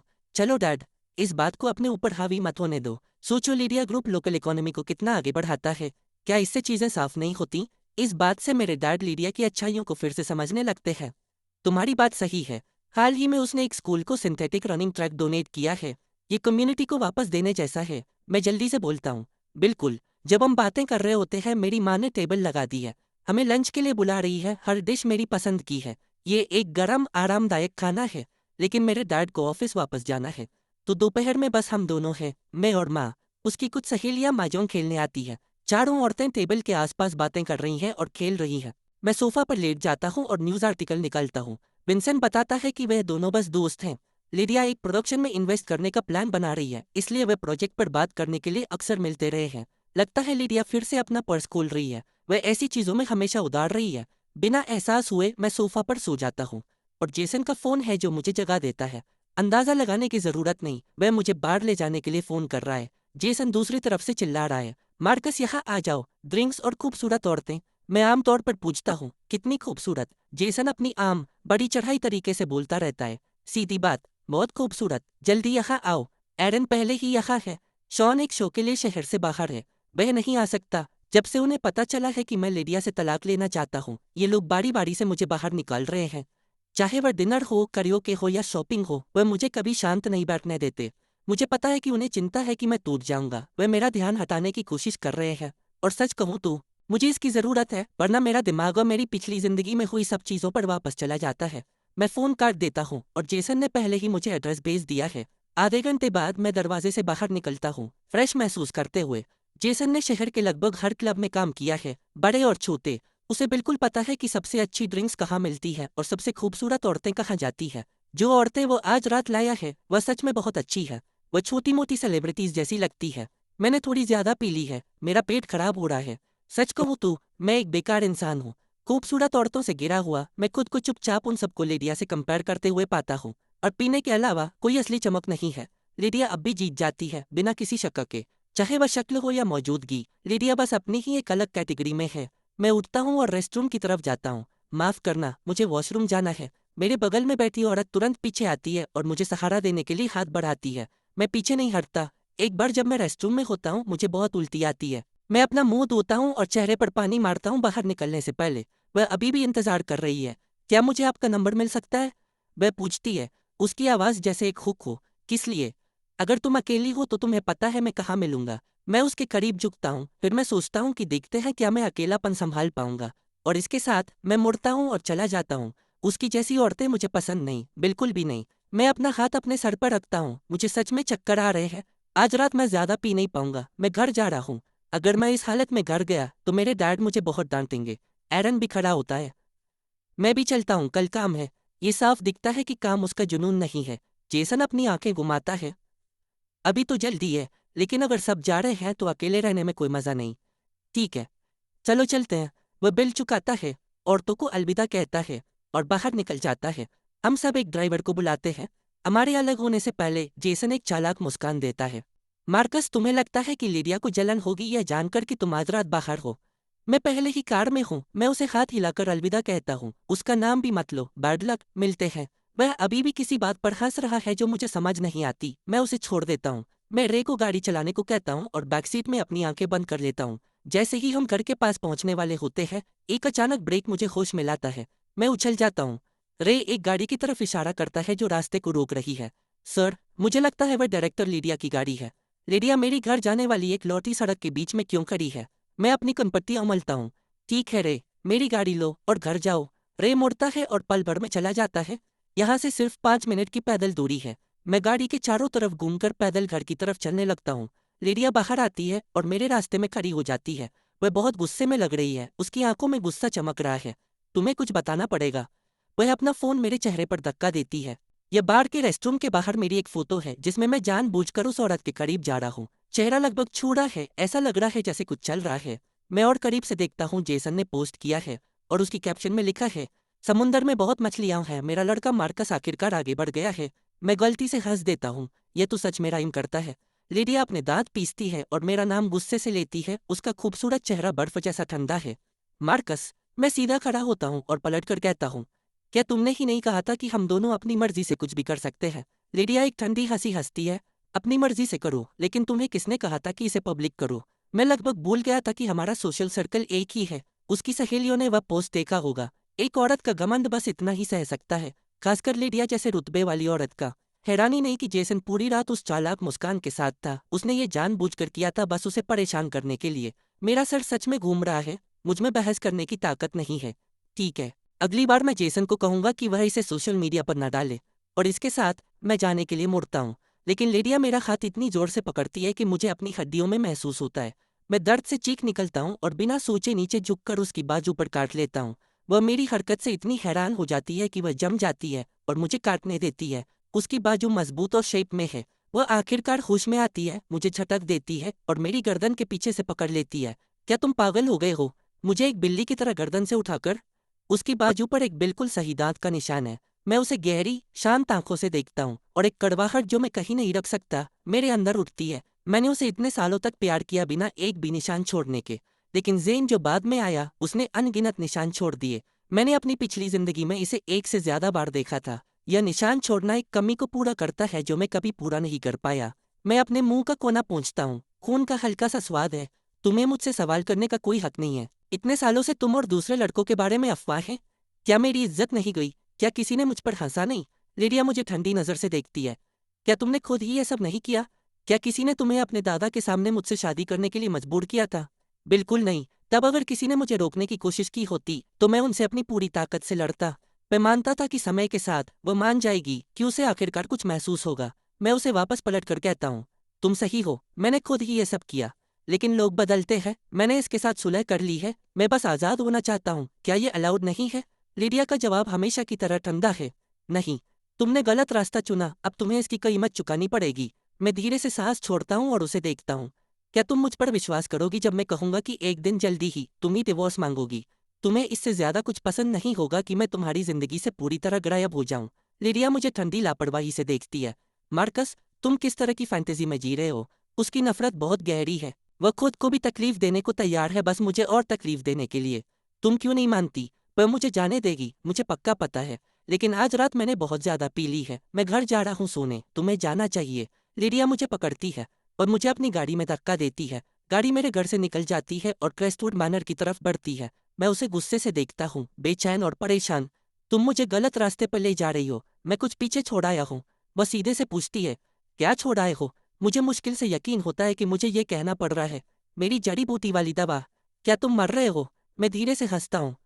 इतना ड्रामेटिक कुछ नहीं, मैं बस बहुत पतला हूँ। खुद को थोड़ा ठीक करने की कोशिश कर रहा हूँ। लिडिया के दिमाग में कुछ आता है। उसका चेहरा गहरा हो जाता है।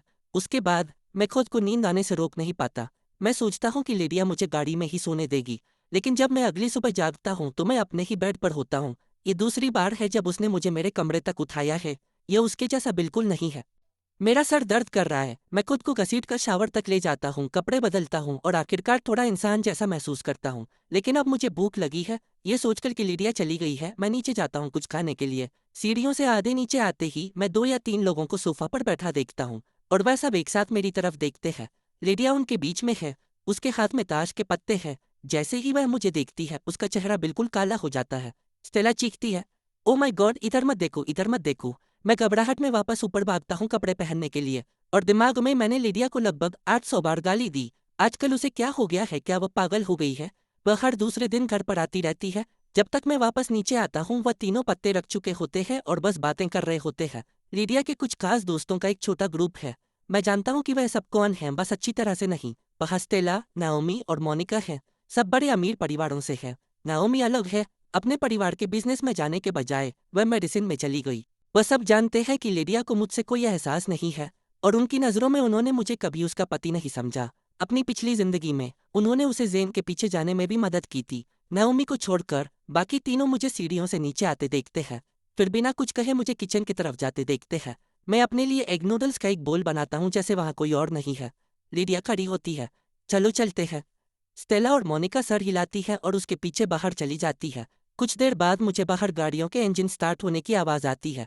मैं अपने नूडल्स स्लर्पिंग करता हूँ, उनके जाने पर एक और नज़र भी नहीं डालता। खाने के बाद मैं खुद को ठीक करता हूँ और हॉस्पिटल की तरफ जाता हूँ। आज का मेरा खास काम चेकअप कराना है और वेंडी से मिलना भी है। मैं हॉस्पिटल में रजिस्टर करता हूँ और सब मामूली प्रोसीजर से गुजरता हूँ। खुशकिस्मती से कुछ भी सीरियस नहीं, बस थोड़ी सी सूजन है। मैं रिजल्ट्स जेब में रखता हूँ और वेंडी से मिलने ऊपर जाता हूँ। एक खुशमिजाज यंग नर्स आवाज़ देती है, डॉक्टर नाओमी, क्या आप फ्री हो? डिनर करने चलोगी? मैं अभी वार्ड में घुसा ही था कि मैंने यह सुना। थोड़ी दूर आगे नाओमी खड़ी है, पतली और शांत, एक ठंडे सादे चेहरे के साथ जो उसे लिडिया के चमकदार सर्कल में भी अलग बनाता है। कीचड़ से निकला हुआ कमल। उस सर्कल की हर अमीर लड़की मजे करने में माहिर है, लेकिन नाओमी अकेली है जिसने मेडिसिन चुनी। ज्यादा से ज्यादा वह लिडिया और दूसरों के साथ ड्रिंक्स या गेम्स के लिए जाती है। उसका कभी किसी लड़के से नाम नहीं जुड़ा, और फिर भी वह आखिर में जेन के प्यार में पूरी तरह पड़ जाती है। मैं उसके पास से गुजरता हूँ और वेंडी के कमरे की तरफ जाता हूँ। मेरी हैरानी के लिए जेन वहाँ फिर से है। जेन वेंडी को अपने हाथों से खिला रहा है। वह उसके हाथ से सीधे अंगूर खा रही है। जेन खुशी से और आसानी से हंसता है। क्या मैं तुम्हें इतना अच्छा ट्रीट करता हूँ और तुम फिर भी हार्ड टू गेट खेल रही हो? वेंडी धूप की तरह चमकती है। क्या मजाक कर रहे हो? मेरा जेन सबसे अच्छा है। मैं दुनिया की सबसे खुशकिस्मत लड़की हूँ। उसकी आंखें पूरी तरह उससे भरी हुई हैं। मैं अपना गला साफ करता हूँ, उनके छोटे से पल को बीच में काटते हुए। वेंडी हैरान लगती है। मार्कस, तुम फिर से आ गए? जेन तुरंत खड़ा हो जाता है मुझे अपनी जगह देने के लिए। मेरी जगह ले लो मार्कस। करीब से जेन के तेज नक्शे और भी ज्यादा आकर्षक लगते हैं। अचानक मुझे याद आता है, नाओमी अभी गई है। मैंने बिना सोचे जेन का हाथ पकड़ लिया और उसे कमरे से बाहर खींच लिया। जेन चौंक जाता है। मार्कस, क्या हो रहा है? वह मेरे पीछे आता है जैसे मैं हॉलवे में चलता हूँ। नाओमी पहले ही गायब हो चुकी है। मैं थोड़ा उदास हूँ। अपनी पिछली जिंदगी में लेडिया ही थी जो जेन से पहले मिली थी, और नाओमी उसे सिर्फ लेडिया के जरिए जानती थी। क्या होगा अगर इस बार नाओमी जेन से पहले मिली? क्या चीजें अलग होती? क्या तुम उसे पहली नजर में पसंद करोगे जैसे लेडिया ने किया था? मैं एक धीमी सांस छोड़ता हूँ और जेन की तरफ शांत मुस्कान के साथ मुड़ता हूँ। छोड़ो, मैं तुम्हें एक बहुत अच्छी डॉक्टर से मिलाने वाला था। जब वेंडी को उसके स्टिचेस निकलवाने होंगे तो वह अच्छी रहेगी बुलाने के लिए। जेन थोड़ा शर्माकर हंसता है। मार्कस, तुम्हें सच में यह सब करने की जरूरत नहीं थी। वेंडी की चोट सीरियस नहीं है, और वह जितनी दिखती है उससे ज्यादा मजबूत है। कुछ स्टिचेस उसे परेशान नहीं करते। उसने सालों तक डांस की ट्रेनिंग ली है। चोट और निशान उसके लिए नए नहीं है। मैं सर हिलाता हूँ, लेकिन मेरे दिमाग में मैं पहले ही प्लान कर रहा हूँ। अगली बार मैं पक्का करूंगा कि जेन और नाओमी एक दूसरे से मिले। जेन के वहाँ उसके असली बॉयफ्रेंड के रूप में होने से मेरे पास वेंडी से बात करने के लिए ज्यादा जगह नहीं है। तो मैं कुछ मिनट रुकता हूँ और चला जाता हूँ। वापस आते हुए मैं फार्मेसी पर रुकता हूँ अपनी जड़ी बूटी वाली दवा का स्टॉक भरने के लिए। गाड़ी में वापस आकर मैं रे को फोन करता हूँ। रे, क्या तुमने हाउसकीपर्स का इंतजाम कर लिया है? रे जवाब देता है, हाँ मार्कस, मैं उन्हें अभी ला रहा हूँ। आधे घंटे बाद मैं क्रेस्टवुड मैनर वापस पहुँचता हूँ। रे मुझसे पहले वहाँ पहुँच गया था। हाउसकीपर्स पहले ही अपनी जगह पर है। हर कोई अपने काम में बिजी है। रे ऐसे काम बिल्कुल वैसे ही संभालता है जैसे मुझे पसंद है। जब मैं अंदर जाता हूँ रे मुझे हाउसकीपर से मिलवाता है। वह थोड़ा झुककर एक साथ मुझे ग्रीट करती है। नमस्ते सर। मैं सर हिलाता हूँ और जड़ी बूटी वाली दवा सबसे शांत दिखने वाली को देता हूँ। इसे बनाओ और जब तैयार हो जाए तो मुझे ला कर दो। और इसके साथ मैं अंदर आराम करने चला जाता हूँ। थोड़ी देर बाद वह दवा लेकर मेरे पास आती है और अदब से कहती है, सर, आपकी दवा तैयार है। मैं टेबल पर रखे उस गहरे गंदे लिक्विड को देखता हूँ, फिर उसके चमकदार ध्यान देने वाले चेहरे की तरफ देखता हूँ और पूछता हूँ, तुम्हारा नाम क्या है? मेरा नाम लिंडा है सर। मैं उसे अपनी सबसे प्यारी मुस्कान देता हूँ और हाथ हिलाता हूँ। बहुत अच्छा, शुक्रिया लिंडा, बस इतना ही। लिंडा सर हिलाती है और जाने के लिए मुड़ती है, लेकिन मेरी आंखें उस पर टिकी रहती हैं जैसे वह चली जाती है। देखने में और तरीके में लिंडा जेन से 7 या 8 हिस्से मिलती जुलती है। मुझे लगता है कि यह दुनिया कितनी अजीब हो सकती है, जैसे डोमिनोज की एक लाइन जो किनारे पर झूल रही हो। मैंने गलती से जेन की गर्लफ्रेंड से दोस्ती कर ली और अब मैंने जेन की माँ को काम पर रख लिया है। मैं रे को एक मैसेज भेजता हूँ हाउसकीपर्स की फाइल्स मांगने के लिए, और मैं सीधा लिंडा की प्रोफाइल पर जाता हूँ। इमरजेंसी कॉन्टैक्ट आमतौर पर पति या पत्नी होता है। जब मैं वहाँ लिखा नाम देखता हूँ तो मेरे होंठों का कोना ऊपर उठ जाता है। लिंडा और हैरोल्ड, दो नाम जिन्हें मैं बहुत अच्छी तरह जानता हूँ। जेन और मेरी पिछली जिंदगी की जांच में ज्यादा कुछ नहीं मिला, लेकिन मैं उसके माँ बाप के नाम ढूंढ पाया। ये गेम और भी मजेदार होता जा रहा है। मैं दवा का कप उठाता हूँ, उस पर धीरे से फूंक मारता हूँ और एक धीमी घूंट लेता हूँ। अगली ही सेकंड मैं सब थूक देता हूँ। ये इतनी कड़वी है कि बर्दाश्त नहीं होती। लिडिया किसी वक्त वापस अंदर आ चुकी है। एंट्रेंस पर खड़ी अपने जूते बदल रही है। वह मुझे ऐसा करते हुए देखती है और उसकी आंखों में नफरत की एक चमक आती है। अगर तुम इसे पी नहीं सकते तो मत पियो। मैं अपना मुंह पोंछता हूँ और पलट कर कहता हूँ, तुम्हें कब से परवाह होने लगी और तुम फिर से वापस क्यों आई हो? वह अपना स्कार्फ उतारती है, रूखे लापरवाह तरीके से, लेकिन फिर भी आसानी से कूल लगती है। ये मेरा घर भी है। क्या मेरे वापस आने में कोई प्रॉब्लम है? लिडिया मेरे सामने बैठ जाती है, बिना किसी भाव के। मैं सर हिलाता हूँ। ठीक है, बिल्कुल। मैं वापस दवा की तरफ जाता हूँ, लेकिन यह बहुत कड़वी है। मैं हर दिन बिना चीनी की ब्लैक कॉफ़ी पीता हूँ और मैं भी इसे नहीं सह सकता। मेरे गले से नीचे उतरने से पहले ही ये वापस ऊपर आ जाती है और ये सीधा लिडिया के चेहरे और कपड़ों पर छिटक जाती है। उसका चेहरा तुरंत उतर जाता है। वह मुझे देखती है, बर्फ जैसी ठंडी। मैं कड़वाहट से इतना हैरान हूँ कि बोल नहीं पाता। फिर मैं उसकी घुंघराले पलकों में फंसे बूंदें देखता हूँ और मैं एक टिश्यू निकालता हूँ और उसके चेहरे पर दबाता हूँ। ये आखिरी अदब है जो मुझमें बचा है। लिडिया मेरा हाथ पकड़ती है और उसे धक्का देकर हटा देती है। उसकी आंखों में नफरत मुझे हैरान कर देती है। वह जाना पहचाना दर्द मेरे सीने में तुरंत फैल जाता है। मैं शांत रहता हूँ और टिश्यू को अलग फेंक देता हूँ। सॉरी, दवा बहुत कड़वी है। लिडिया जवाब नहीं देती। वह उठती है और कपड़े बदलने के लिए ऊपर चली जाती है। तभी लिंदा अंदर आती है। वह जल्दी और अच्छे से काम करती है, सारा गंदा साफ करती है। वह दूसरों से ज्यादा मेहनत करती है और ज्यादा ध्यान देती है। जब वह काम कर लेती है, मैं थक कर कहता हूँ, लिंदा, क्या तुम डिनर बनाना शुरू करोगी? लिंदा सर हिलाती है और किचन में काम करने लगती है। मैं अपनी नाक बंद करता हूँ और बची हुई दवा को जबरदस्ती पीता हूँ। सिर्फ ज्यादा खाने से कुछ ठीक नहीं होगा। मुझे अपनी पूरी बॉडी को ठीक करना होगा, तभी मैं असली ताकत बना पाऊंगा। जब दवा पी लेता हूँ, मैं ऊपर स्टडी रूम में जाता हूँ। मैं एक धूल से बड़ी स्केचबुक खोलता हूँ और पेंटिंग के टूल्स निकालता हूँ जिन्हें सालों से किसी ने छुआ नहीं था। मैं अकेला पेंटिंग करना शुरू करता हूँ और मेरी पूरी एनर्जी उस कमरे में भर जाती है। मैं काम में खो जाता हूँ और जो कुछ भी मेरे साथ हुआ है उसकी यादें मेरे दिमाग में घूमने लगती हैं। तभी बिना बताए लिडिया स्टडी रूम का दरवाजा खोलती है। यह आवाज़ बर्दाश्त नहीं होती। वह गुस्से से कहती है, मैं पहले ही रुकने का सोच रहा था, लेकिन उसकी यह बात सुनकर मेरे अंदर कुछ जाग उठता है। अपनी पिछली जिंदगी में मैंने अपने पसंद के ब्रशेज रख दिए थे क्योंकि उसने यही बात कही थी। हैरानी नहीं कि जेसन और दूसरे लोग मुझे बेवकूफ़ कहते थे। गुस्से में मैंने ब्रश को कैनवस पर घसीटा, जिससे एक तेज बुरी आवाज़ निकली और लिडिया की खूबसूरत भौहें तुरंत सिकुड़ गईं। मैं ब्रश नीचे रखता हूँ और बहुत शांति से कहता हूँ, तो चलो डिवोर्स ले लेते हैं। जब हमारा डिवोर्स हो जाएगा और हम अलग रहेंगे तो मैं चाहे जितना शोर करूं तुम्हें कभी सुनाई नहीं देगा। लिडिया हंसी उड़ाती है, जैसे इसके लिए हमें डिवोर्स की ज़रूरत है। हम तो पहले ही अलग रहते हैं। मैं सच में उलझन में हूँ। तो तुम बार बार वापस क्यों आती हो? क्या है जो उसे यहाँ खींचता रहता है? मैं तो बिल्कुल नहीं। लिडिया को लगता है जैसे मैं इतना तेज जुबान कैसे हो गया। उसका चेहरा और ज्यादा खराब हो जाता है। अपने गुस्से के साथ उसे अब तक चले जाना चाहिए था।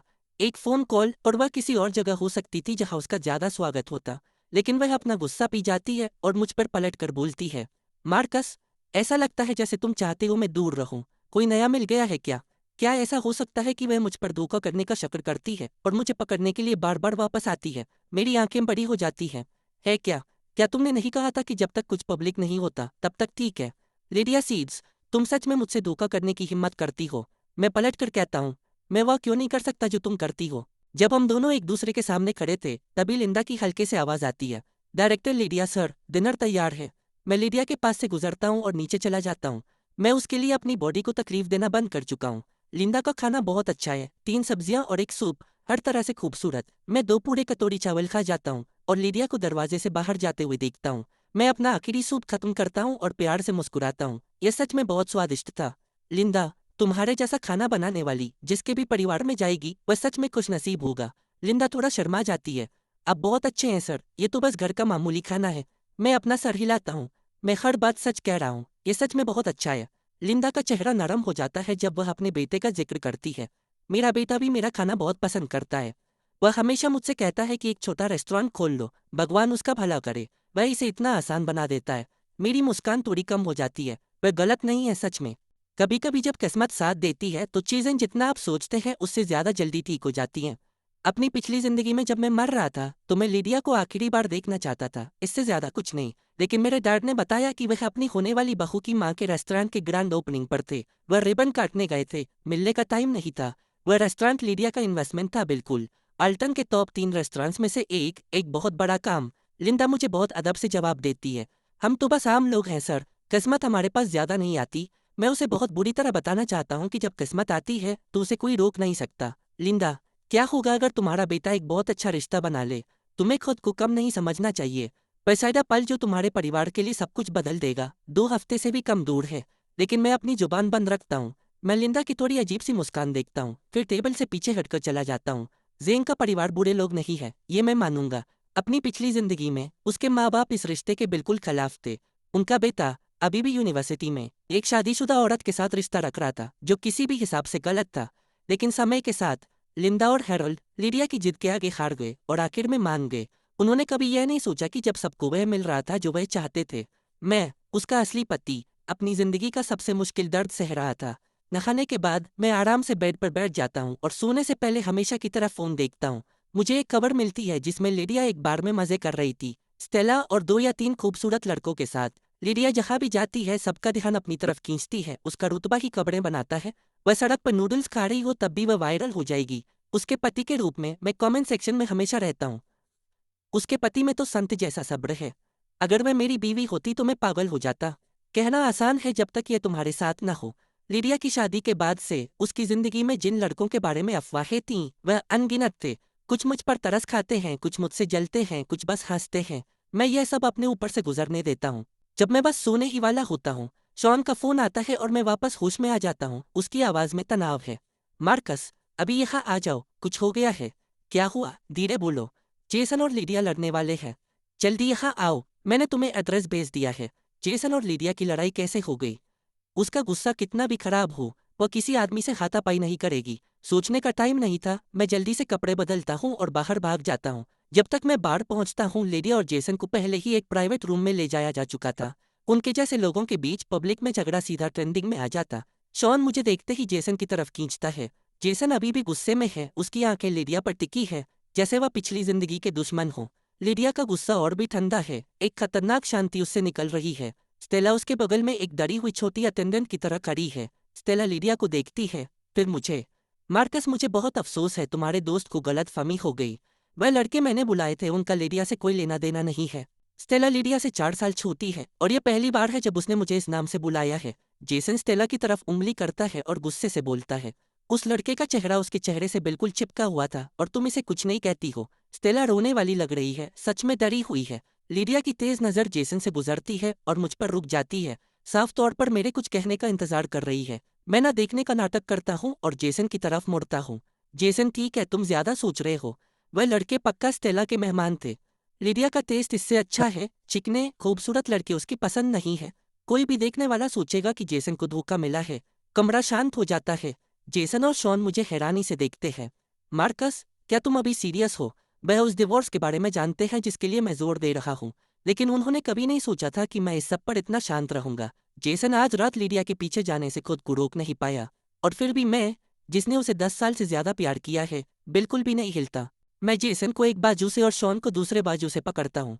बिल्कुल सीरियस। चलो हम चलते हैं। हम कहीं और जाकर कुछ पियेंगे, मैं ट्रीट दूंगा। मैं लिडिया को एक और बार नहीं देखता। स्टेला पलक झपकती है और लिडिया को धक्का देती है। लिडिया, मार्कस और दूसरे लोग अभी चले गए। लिडिया की आवाज़ बर्फ की तरह तेज है। उसका नाम, वह इसके लायक नहीं है। वह शब्द मुझे घंटी की तरह साफ सुनाई देते हैं। जैसे ही दरवाज़ा बंद होता है, मेरे सीने में थोड़ा सा दर्द होता है, बस इतना कि महसूस हो। मैं उस नाम के लायक नहीं हूँ। बस जेन के लिए बचाओ। हम एक टेबल ढूंढते हैं और हम तीनों पीते हैं। जेसन मुझसे बार बार पूछता है, मार्कस, क्या तुमने सच में लिडिया को छोड़ दिया है? मैं सर हिलाता हूँ।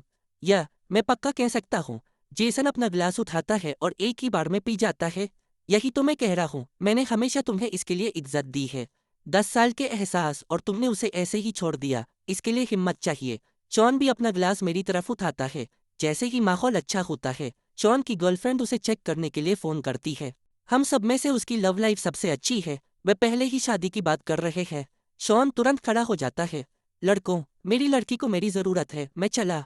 जेसन उसे छेड़ता है। क्या तुम घर जा रहे हो बेबी सिटिंग करने? शॉन हंसता है, एक गाली देता है और गायब हो जाता है। जब वह चला जाता है, मैं बिल चुकाता हूँ और जेसन और मैं अलग हो जाते हैं। क्रेस्टवुड मैनर वापस आकर मुझे अपने आप से शराब की बू आती है और मैं नहाने का फैसला करता हूँ। मैं बाथरूम का दरवाज़ा खोलता हूँ और बाप की एक दीवार मुझसे टकराती है। एक शक्ल धुंध में से बाहर आती है। मैं लिडिया को ऐसे देखता हूँ जैसे मैंने कोई भूत देख लिया हो। 5 साल की शादी, और ये पहली बार है जब मैंने उसे ऐसे देखा है। कुछ सेकंड्स की खामोशी के बाद मैं कहता हूँ, मेरे दिसैते चिपकाती। ये मेरा बाथरूम है। जब से हमारी शादी हुई है, मास्टर बेडरूम मेरा है। जब भी वो घर आती है वो गेस्ट रूम में रहती है या स्टडी रूम में सो जाती है। ये अटैच्ड बाथरूम सिर्फ मेरा है। लिडिया अपने बालों को टॉवल से पोंछती है, आवाज़ बिल्कुल सीधी है। कोई एतराज़ है? मैं ईमानदारी से जवाब देता हूँ, सच में कोई नहीं। तुम खूबसूरत हो, मैं शिकायत नहीं कर रहा हूँ। लिडिया, चाहे उसके पास कुछ भी ना हो, उसका चेहरा ही आदमियों को बेसहारा छोड़ देता। वह मुझे एक धीमी, समझ न आने वाली नज़र से देखती है, फिर 2 तेज़ कदम आगे बढ़ती है। मैं पीछे हट जाता हूँ, एक तरफ हटते हुए। ठीक है, मुझे नहाना है, तुम्हें जाना चाहिए। तभी एक हाथ मेरे सर के पीछे आता है।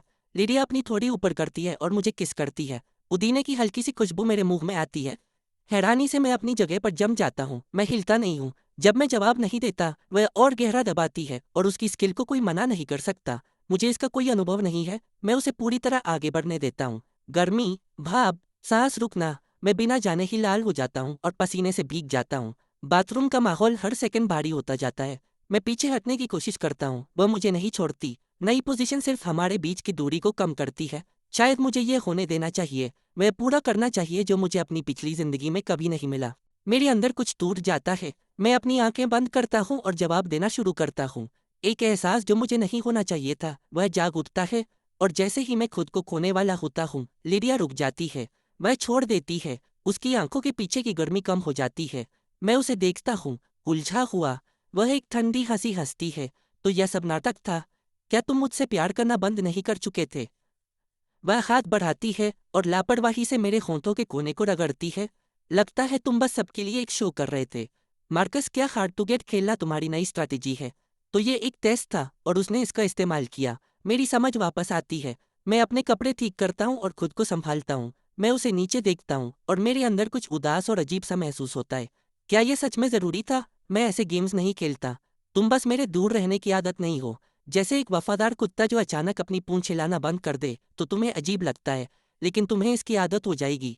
लिडिया अपना सर टेढ़ा करती है, मजे लेते हुए। क्या तुम खुद को कुत्ता कह रहे हो?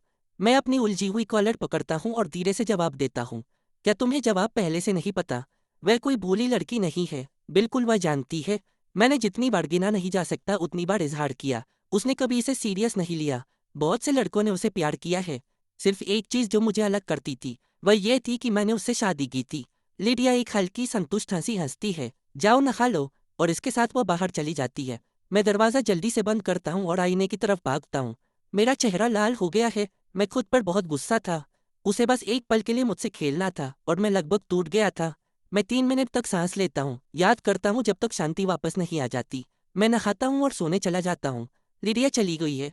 उसकी गाड़ी की आवाज़ रात में धीरे धीरे कम हो जाती है। मैं उसकी गाड़ी को अंधेरे में गायब होते देखता हूँ। वह कुछ देर तक वापस नहीं आएगी। आज रात उसके लिए यह पक्का हो गया कि मैं अभी भी उसके कंट्रोल में हूँ और वह मेरे एहसासों को ऐसे ही फेंकने वाली चीज़ समझ सकती है। अगली सुबह मैं रे से मुझे हॉस्पिटल ले जाने को कहता हूँ। मैंने सोच समझ कर कपड़े पहने थे, एक चारकोल स्लिम फिट सूट, एक शांत रोबदार लुक के लिए। मैं पहुंचता हूँ और वेंडी के बेड के पास फूल रखता हूँ। मेरी आवाज़ धीमी और नरम निकलती है। वेंडी, बाजू कैसी है? वेंडी अपना फ़ोन नीचे रखती है। बहुत बेहतर मार्कस। डॉक्टर ने कहा है कि मैं कल घर जा सकती हूँ। मैं उसके बगल वाली कुर्सी पर बैठ जाता हूँ और अपनी कफ ठीक करता हूँ। यह अच्छा है। तुम्हारा बॉयफ्रेंड आज नहीं आया? वेंडी हल्के से और मीठी मुस्कान देती है। वो काम पर है। हम दोनों पार्ट टाइम काम कर रहे हैं ताकि पैसे का बोझ कम हो। मैं सर हिलाता हूँ और बात को हल्के में रखता हूँ। मैं अपना फ़ोन निकालता हूँ, उस पर नज़र डालता हूँ और हैरान होने का नाटक करता हूँ। मेरा फ़ोन अभी से कैसे बंद हो गया? वेंडी बेडसाइड टेबल की तरफ इशारा करती है। यहाँ एक चार्जर है, मार्कस। मैं चार्जर लेता हूँ और जानबूझकर उसे लगाने के लिए झुकता हूँ। मेरा शरीर उसके बिल्कुल पास आ जाता है। जब तक मैं सीधा होता हूँ उसका चेहरा लाल हो चुका होता है। सच में मासूम, मैं अपने मन में सोचता हूँ। मेरी आँख के कोने से मैं नओमी को दरवाजे पर देखता हूँ। वह मुझे गहरी नज़र से देख रही है। वो यहाँ कब आई? उसने पूरा चार्जर वाला नाटक देख लिया। यह शर्मिंदगी वाली बात है। मेरी मुस्कान फीकी पड़ जाती है। डॉक्टर नओमी, आप यहाँ कैसे? नओमी हमेशा की तरह शांति से अंदर आती है, एक शिफ्ट कवर करने। वह वेंडी की चोट देखती है और कुछ छोटे निर्देश देती है। मैं एक तरफ खड़ा देखता रहता हूँ, अजीब सा गिल्टी महसूस करते हुए। नओमी मेरे लिए हमेशा थोड़ी अलग रही है। मेरी पिछली जिंदगी में सिर्फ एक चीज थी जो हमें जोड़ती थी। वह लिडिया के खिलाफ साथ में काम करना था। उससे पहले हम अनजान थे। उसने कभी मेरा बुरा नहीं किया और आखिर में उसने ही मेरी तरफ से डॉक्टर्स ढूंढे थे। वह मुझे देखती है और इशारा करती है, मेरे साथ बाहर चलो। मैं ना चाहते हुए उठता हूँ। नओमी मुझे अपने ऑफिस ले जाती है। बाकी डॉक्टर्स जा चुके हैं। अब सिर्फ हम दोनों हैं। वह बिना ऊपर देखे पेशेंट फाइल्स पलट रही है। लिडिया के साथ हाल ही में सब कैसा चल रहा है? उसके काले बाल सादगी से पीछे बंधे हैं। उसकी गर्दन की हल्की लाइन दिख रही है। उसके चेहरे का साफ एंगल। मैं उसकी नाक की तीखी उठान देखता हूँ। मैं उसकी नाक। मैं गोलमोल जवाब देता हूँ, हमेशा की तरह। शादियाँ रुक जाती हैं, इसलिए लोग नयापन ढूंढते हैं, लेकिन उसकी कीमत अक्सर बहुत ज़्यादा होती है। नाओमी की आवाज़ बिल्कुल उसकी तरह शांत और थोड़ी दूर की है। मैं गुस्से से देखता हूँ। तुमने लिडिया से बात क्यों नहीं की? नाओमी फाइल बंद करती है और आखिर में ठीक से ऊपर देखती है। मैंने की है, वह सुनती नहीं। मैं अपनी आवाज़ में जिद का एहसास भी नहीं करता जब मैं कहता हूँ, तो मैं भी नहीं करूँगा। नाओमी की आंखों में कुछ चमकता है, जैसे मेरी आवाज़ ने उसे हैरान कर दिया हो। मैं खुद को पीछे खींचता हूँ। तुम उसकी सबसे अच्छी दोस्त हो। तुम सबसे बेहतर जानती हो कि वह इतने सालों से क्या कर रही है। मैंने कभी झगड़ा नहीं किया, कभी तमाशा नहीं किया, कभी हद पार नहीं की। मैंने काफ़ी से ज़्यादा कर दिया है। वह लड़की अभी। मैं उससे गलती से टकरा गया था। मैं मिलने आया था, बस इतनी ही बात है। लिडिया के आसपास मेरा बदलना सीधा सा है। मैं इस शादी से बाहर निकलना चाहता हूँ, लेकिन मैं दूसरों के सामने अपना सब्र नहीं खोऊंगा। तलाक हो या ना हो, मुझे अभी भी अपनी जिंदगी जीनी है। नाओमी मेरी आंखों में देर तक देखती रहती है, जैसे उसे पूरा यकीन न हो।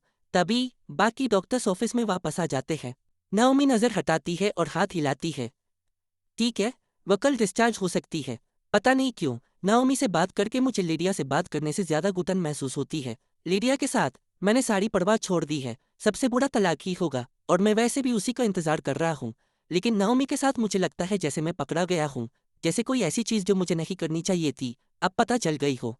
नाओमी के ऑफिस से निकलने के बाद मैं वेंडी के कमरे में वापस जाने का सोच रहा था, ताकि वह शांत अच्छा इंप्रेशन बना सकूं जो मैं बना रहा था। लेकिन मैं रुक गया और मैं मुड़कर सीधा नाओमी के ऑफिस वापस चला गया। मैं उसके सामने बैठता हूँ और अपनी आवाज़ धीमी करता हूँ।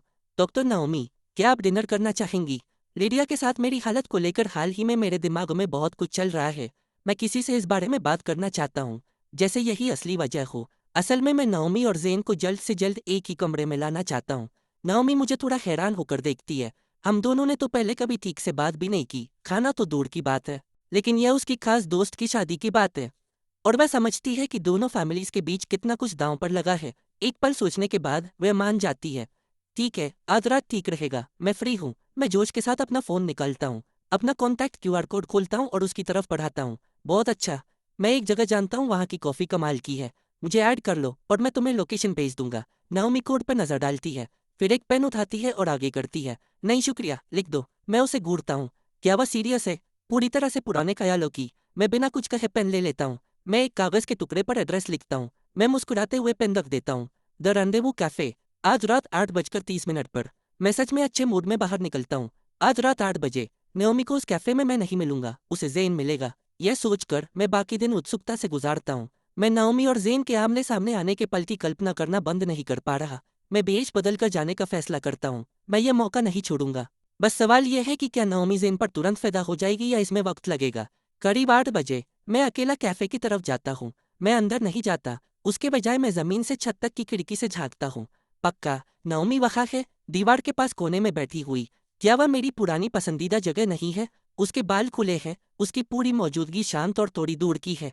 वह अपनी कॉफी के साथ चुपचाप बैठी है, अपने फोन की तरफ भी नहीं देख रही। जेन कहाँ है? मैं काउंटर पर ढूंढता हूँ। मैं देखता रहता हूँ, कहीं भी उसका कोई निशान नहीं। उसके बजाय मेरा छुपकर घूमना ही नाओमी की नज़र में आ जाता है। वह मुझे देख लेती है, खड़ी होती है और मुझसे मिलने बाहर आती है। भागना अब बहुत देर हो चुका है। नाओमी शिष्टाचार की परवाह नहीं करती।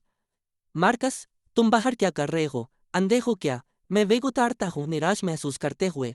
तुम एक डॉक्टर हो, क्या तुम थोड़ी और सभ्य नहीं हो सकती? सच कहूँ तो वह चीज़ घुटन बड़ी थी। नाओमी गुस्से से देखती है। तुम मुझे यह बात करने के लिए बुलाती हो, फिर बाहर भेष बदलकर खड़े हो। असल में चल क्या रहा है? मैं बिना रुके जवाब देता हूँ। मैं यहाँ हूँ ना, मैं बस ये देखना चाहता था कि तुम सच में अंदर हो या नहीं। नाओमी बहस छोड़ देती है, दरवाज़ा खोलती है और मुझे अंदर आने का इशारा करती है। मैं वेग हाथ में लिए बहुत न चाहते हुए अंदर जाता हूँ। जब मैं काउंटर के पास से गुजरता हूँ तो फिर से ध्यान से देखता हूँ। जेन पक्का यहाँ नहीं है। मैं दूसरे स्टाफ में से एक से पूछता हूँ, जेन कहाँ है? वह आज छुट्टी पर है। मेरा चेहरा उतर जाता है। सारी उत्सुकता खत्म हो गई। मैं खुद को घसीट कर नाओमी के सामने बैठ जाता हूँ। मैं आदत से ब्लैक कॉफ़ी ऑर्डर करता हूँ और उसमें घूरता रहता हूँ। नाओमी मुझे देखती है। क्या तुम ही नहीं थे जो अपने और लिडिया के बारे में बात करना चाहते थे? मैं कंधे उचकाता हूँ, मेरा मन बदल गया। मुझे ये कॉफ़ी मिलने दो, फिर तुम्हें घर जाकर आराम करना चाहिए। मेरे मुंह से शब्द निकले ही थे कि मुझे उसकी तरफ से ठंडक महसूस होती है। उसकी नज़र तीखी है, जैसे लिडी की खराब दिन पर होती है। क्या तुम मेरे साथ मजाक कर रहे हो? वह साफ और ठंडी आवाज में कहती है। मैं अपने हाथ फैलाता हूँ। नहीं, मैं बस समझ गया कि कहने को ज्यादा कुछ नहीं है। सबको पहले से पता है कि मैं सालों से उससे प्यार करता हूँ।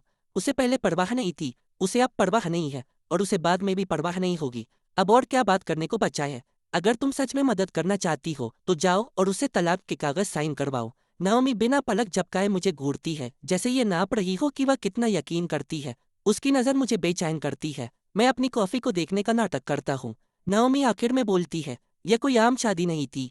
तुम्हारी फैमिलीज ने एक डील की थी। मुझे तुम्हें ये सब बताने की जरूरत नहीं है। बिना किसी बड़े कारण के तलाक नहीं होगा। लिडिया इस पर राजी नहीं होगी। मैं लंबी सांस लेता हूँ। तुम उसे अच्छे से जानती हो, वह भी यही कहती है। पूरी तरह से एक जैसी सोच वाले। नाओमी कुछ नहीं कहती, बस चुपचाप एक घूंट लेती है। मुझे अब और बात करने का मन नहीं है। जेन वैसे भी यहाँ नहीं है। मैं बस एक साइड कैरेक्टर हूँ। लीड के साथ ज्यादा वक्त बिताने की जरूरत नहीं। हम 3 मिनट तक चुपचाप बैठकर पीते रहते हैं। मैं पैसे देने के लिए उठता हूँ। नाओमी भी खड़ी होती है और मुझे रोकने के लिए हाथ बढ़ाती है। मुझे करने दो, मैं बहस नहीं करता। ठीक है, वैसे भी उसके लिए ये छोटे पैसे हैं। जब नाओमी काउंटर पर होती है, मैं पलक झपकते ही निकल जाता हूँ और गाड़ी चलाकर चला जाता हूँ। चौराहा पर जब मैं मुड़ता हूँ, पीछे के शीशे में उसे देखता हूँ। वह अभी बाहर निकली है, उस दिशा को देख रही है जहाँ मेरी गाड़ी गायब हुई। मैं अपना सर हिलाता हूँ और धीरे से सांस छोड़ता हूँ। नाओमी की किस्मत में हमेशा लिडिया से एक कदम पीछे रहना लिखा है। मैंने अब तक 2 बार उसकी मदद करने की कोशिश की, दोनों बार नाकाम रहा। जो कुछ भी लिडिया और जेन को एक साथ खींचता है वह पक्का लोहे का बना होगा। इस वक्त नाओमी को जेन की तरफ धकेलने की कोशिश करना मेहनत की बर्बादी लगती है। मुझे इसे छोड़ देना चाहिए। बस और 10 दिन मैं इंतजार कर सकता हूँ। जैसा मैंने सोचा था, लिडिया अगले पूरे हफ्ते वापस नहीं आती। हम वापस वैसे ही हो जाते हैं जैसे पहले थे। कोई कांटेक्ट नहीं, कोई मुलाकात नहीं। मैं इससे खुश हूँ। जब वेंडी डिस्चार्ज होती है, मैं उसे लेने जाता हूँ। मैं उसे और जेन को खाना खिलाने ले जाता हूँ। फिर वापस अपने पेंटिंग स्किल्स को बेहतर बनाने में लग जाता हूँ। सालों की लापरवाही, अब सब वापस लाने का वक्त है। दिन में 3 बार जड़ी बूटी वाली दवा और लिंदा का खाना। सच में मेरा 2 पाउंड वजन बढ़ गया है। एक गेट टुगेदर में जेसन मेरे कंधे पर थपकी देता है। मार्कस, तुम क्या ले रहे हो? तुम कमाल के लग रहे हो।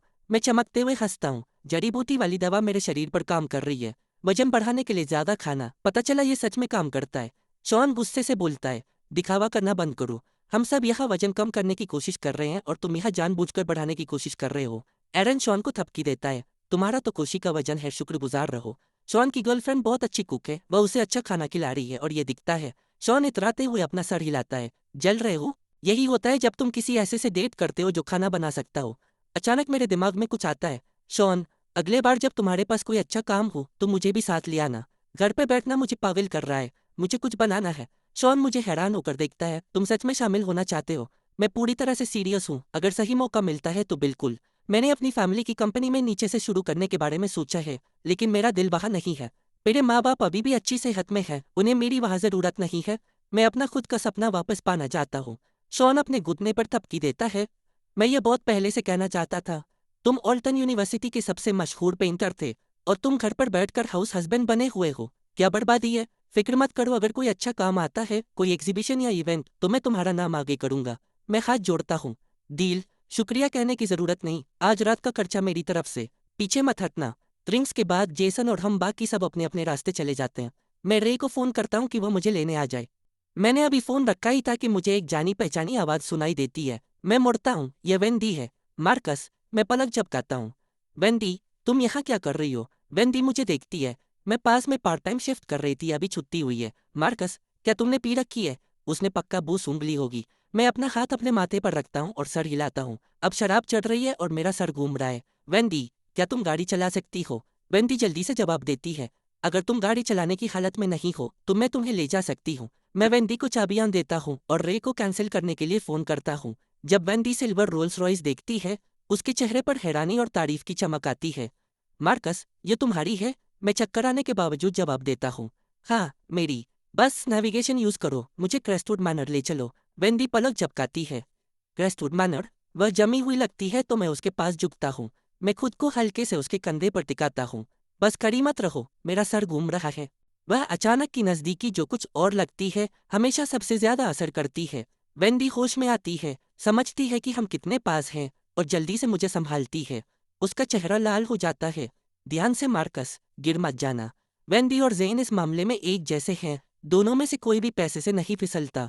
ये जानते हुए भी कि वह किसी अमीर आदमी से बात कर रहे हैं, वह अपना दिमाग ठीक रखते हैं।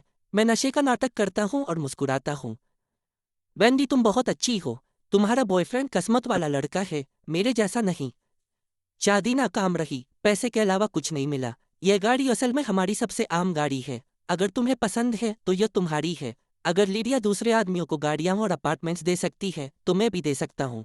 वेंडी जल्दी से अपना सर हिलाती है और मुझे गाड़ी में बैठने में मदद करती है। नहीं मार्कस, तुमने बहुत ज्यादा पी ली है, मुझे बस तुम्हें घर छोड़ने दो। वेंडी बहुत ध्यान से गाड़ी चलाती है, बहुत धीरे धीरे जा रही है। शायद किसी चीज को खरोंचने से डर रही है जिसे वह बदल नहीं सकती। मैं पैसेंजर सीट पर सोने का नाटक करता हूँ, बीच बीच में झांक कर देखता हूँ कि हम कहाँ हैं। थोड़ी देर बाद वेंडी बोलती है, मार्कस, हम क्रेस्टवुड मैनर पर है। कौन सी बिल्डिंग? मैं आंखें खोले बिना जवाब देता हूँ, बिल्डिंग 8। वेंडी खास बिल्डिंग का नंबर नेविगेशन में डालती है और मुझे मेरे दरवाजे के बिल्कुल सामने तक ले आती है। गाड़ी ठीक से पार्क करती है। मैं अपना वॉलेट निकालता हूँ और उसे कुछ नोट देता हूँ। ये लो, ये ड्राइव के लिए है और थोड़ा एक्स्ट्रा भी। वेंडी रुक जाती है, फिर जल्दी से उसे वापस देने की कोशिश करती है। मार्कस, आपको मुझे पे करने की जरूरत नहीं है, मैं तो बस आपकी मदद कर रही थी। मैं अपनी सीट बेल्ट खोलता हूँ और बाहर निकलता हूँ। ले लो, बहुत देर हो गई है, घर जाने के लिए कैब लेना मुश्किल होगा। गाड़ी तुम रख लो, मुझे कल फोन करना और मैं रे को भेज दूंगा उसे लेने के लिए। जवाब का इंतजार किए बिना मैं अंदर चला जाता हूँ। जैसे ही मैं घर पहुंचता हूँ मैं लिंदा को जगाता हूँ और उससे खुश मिलाने वाली चाय मांगता हूँ। वह मेरे पूछने से पहले ही किचन में होती है। 2 या 3 दिन में लिडिया समिट बिजनेस फोरम में जाएगी। वह पल जब वह अपने असली प्यार से मिलेगी पास आ रहा है, और मेरा आज़ादी का पल भी। थोड़ी देर बाद मुझे बाहर एक गाड़ी का इंजन बंद होने की आवाज़ आती है और फिर लिडिया दिखाई देती है। वह मुझे एक नज़र देखती है जो लिविंग रूम के सोफा पर लेटा हुआ था, फिर दूर वाले किनारे पर बैठ जाती है। उससे भी शराब की बदबू आ रही थी, मुझसे ज्यादा अच्छी हालत में नहीं थी। लिंदा खुश मिलाने वाली चाय लाती है और मेरे सामने रख देती है, फिर मुड़ती है और लिडिया को अदब से ग्रीट करती है। लिडिया उसकी तरफ देखती है, चेहरे पर कोई भाव नहीं था और कुछ नहीं कहती। मैं बैठ जाता हूँ और लिडिया को एक चमकती हुई मुस्कान देता हूँ। तुमने भी पी रखी है ना? ये लो, तुम ये ले लो। लिंदा, क्या तुम मेरे लिए एक और बना सकती हो? लिंदा सर हिलाती है और किचन में वापस चली जाती है। लिडिया कप को हाथ नहीं लगाती। मुझे इसकी जरूरत नहीं है। मुझे अंदर ही अंदर थोड़ी खुशी महसूस होती है। ये चाय उसकी होने वाली सास ने बनाई थी। जल्दी ही एक दिन वह ज़ेन के पीछे भागेगी और उसे नजरअंदाज किया जाएगा और उसे इस सब में भी मुस्कुराते रहना पड़ेगा। लिंदा एक दूसरा कप लेकर वापस आती है। मैं लिडिया से आराम से बात करता हूँ। लिंदा पहले ही सो रही थी जब मैंने उसे यह बनाने के लिए जगाया। अगर तुम एक बूंद भी नहीं पियोगी तो यह उसके साथ ठीक नहीं होगा। लिंदा जल्दी से बोल पड़ती है, कोई तकलीफ नहीं हुई, ये मेरा काम है। मैं नरम आवाज में बोलता हूँ लेकिन हर शब्द लिडिया पर ताना था। उसमें तमीज नहीं है और उसका गुस्सा बहुत खराब है। लिंदा, प्लीज इसे दिल पर मत लेना। वह जल्दी ही ज़ेन के प्यार में पागल हो जाएगी तो मैं उस रास्ते को थोड़ा मुश्किल बना ही देता हूँ। लिंदा घबरा जाती है। प्लीज सर, आप बहुत ज्यादा मेहरबान हैं। मैं उसे जाने का इशारा करता हूँ, बस इतना ही। लिंदा, जाओ आराम कर लो। लिंदा के जाने के बाद मैं आधा कप खत्म करता हूँ। फिर मैं नहाने के लिए ऊपर जाता हूँ और लिडिया हमेशा की तरह गेस्ट रूम में चली जाती है। लेकिन जब मैं नहाने के बाद बाहर आता हूँ तो मुझे लिडिया मास्टर बेडरूम के बेड पर अपनी पजामाज में बैठी मिलती है। मैं गुस्से से देखता हूँ, तुम मेरे कमरे में क्या कर रही हो? लिडिया भी उतनी ही परेशान लगती है। मेरे माँ बाप यहाँ है, वह गेस्ट रूम में है। मेरी पिछली जिंदगी में उन्हें पोते पोती की बहुत जरूरत थी और वह कभी भी क्रेस्टवुड मैनर में हमें देखने नहीं आए, तो अब क्यों? मैं हैरान रह जाता हूँ, ये अचानक हुआ है। लिडिया ठंडी हंसी हंसती है। अचानक? सोचो तुमने नाओमी से क्या कहा था और फिर बताओ क्या तुम सच में हैरान हो? तो इसलिए लिडिया आज रात वापस आई थी एक अचानक चेकअप को संभालने के लिए। मैंने सच में नहीं सोचा था कि नाओमी लिडिया के माँ बाप के पास जाएगी और अब मेरे सास ससुर यहाँ है। ये मनहूस बटरफ्लाई इफेक्ट, मैं इसका इल्जाम नहीं लूंगा। मैंने मुश्किल से कुछ कहा था। मैंने तो बस उससे कहा था कि वह तुम्हें तलाक के बारे में समझाए। मुझे कैसे पता होता कि वह सीधे तुम्हारे माँ बाप के पास जाएगी? लिडिया साफ तौर पर चिढ़ जाती है, उसकी आवाज में चेतावनी थी। तुम कब तक ये सब करते रहोगे?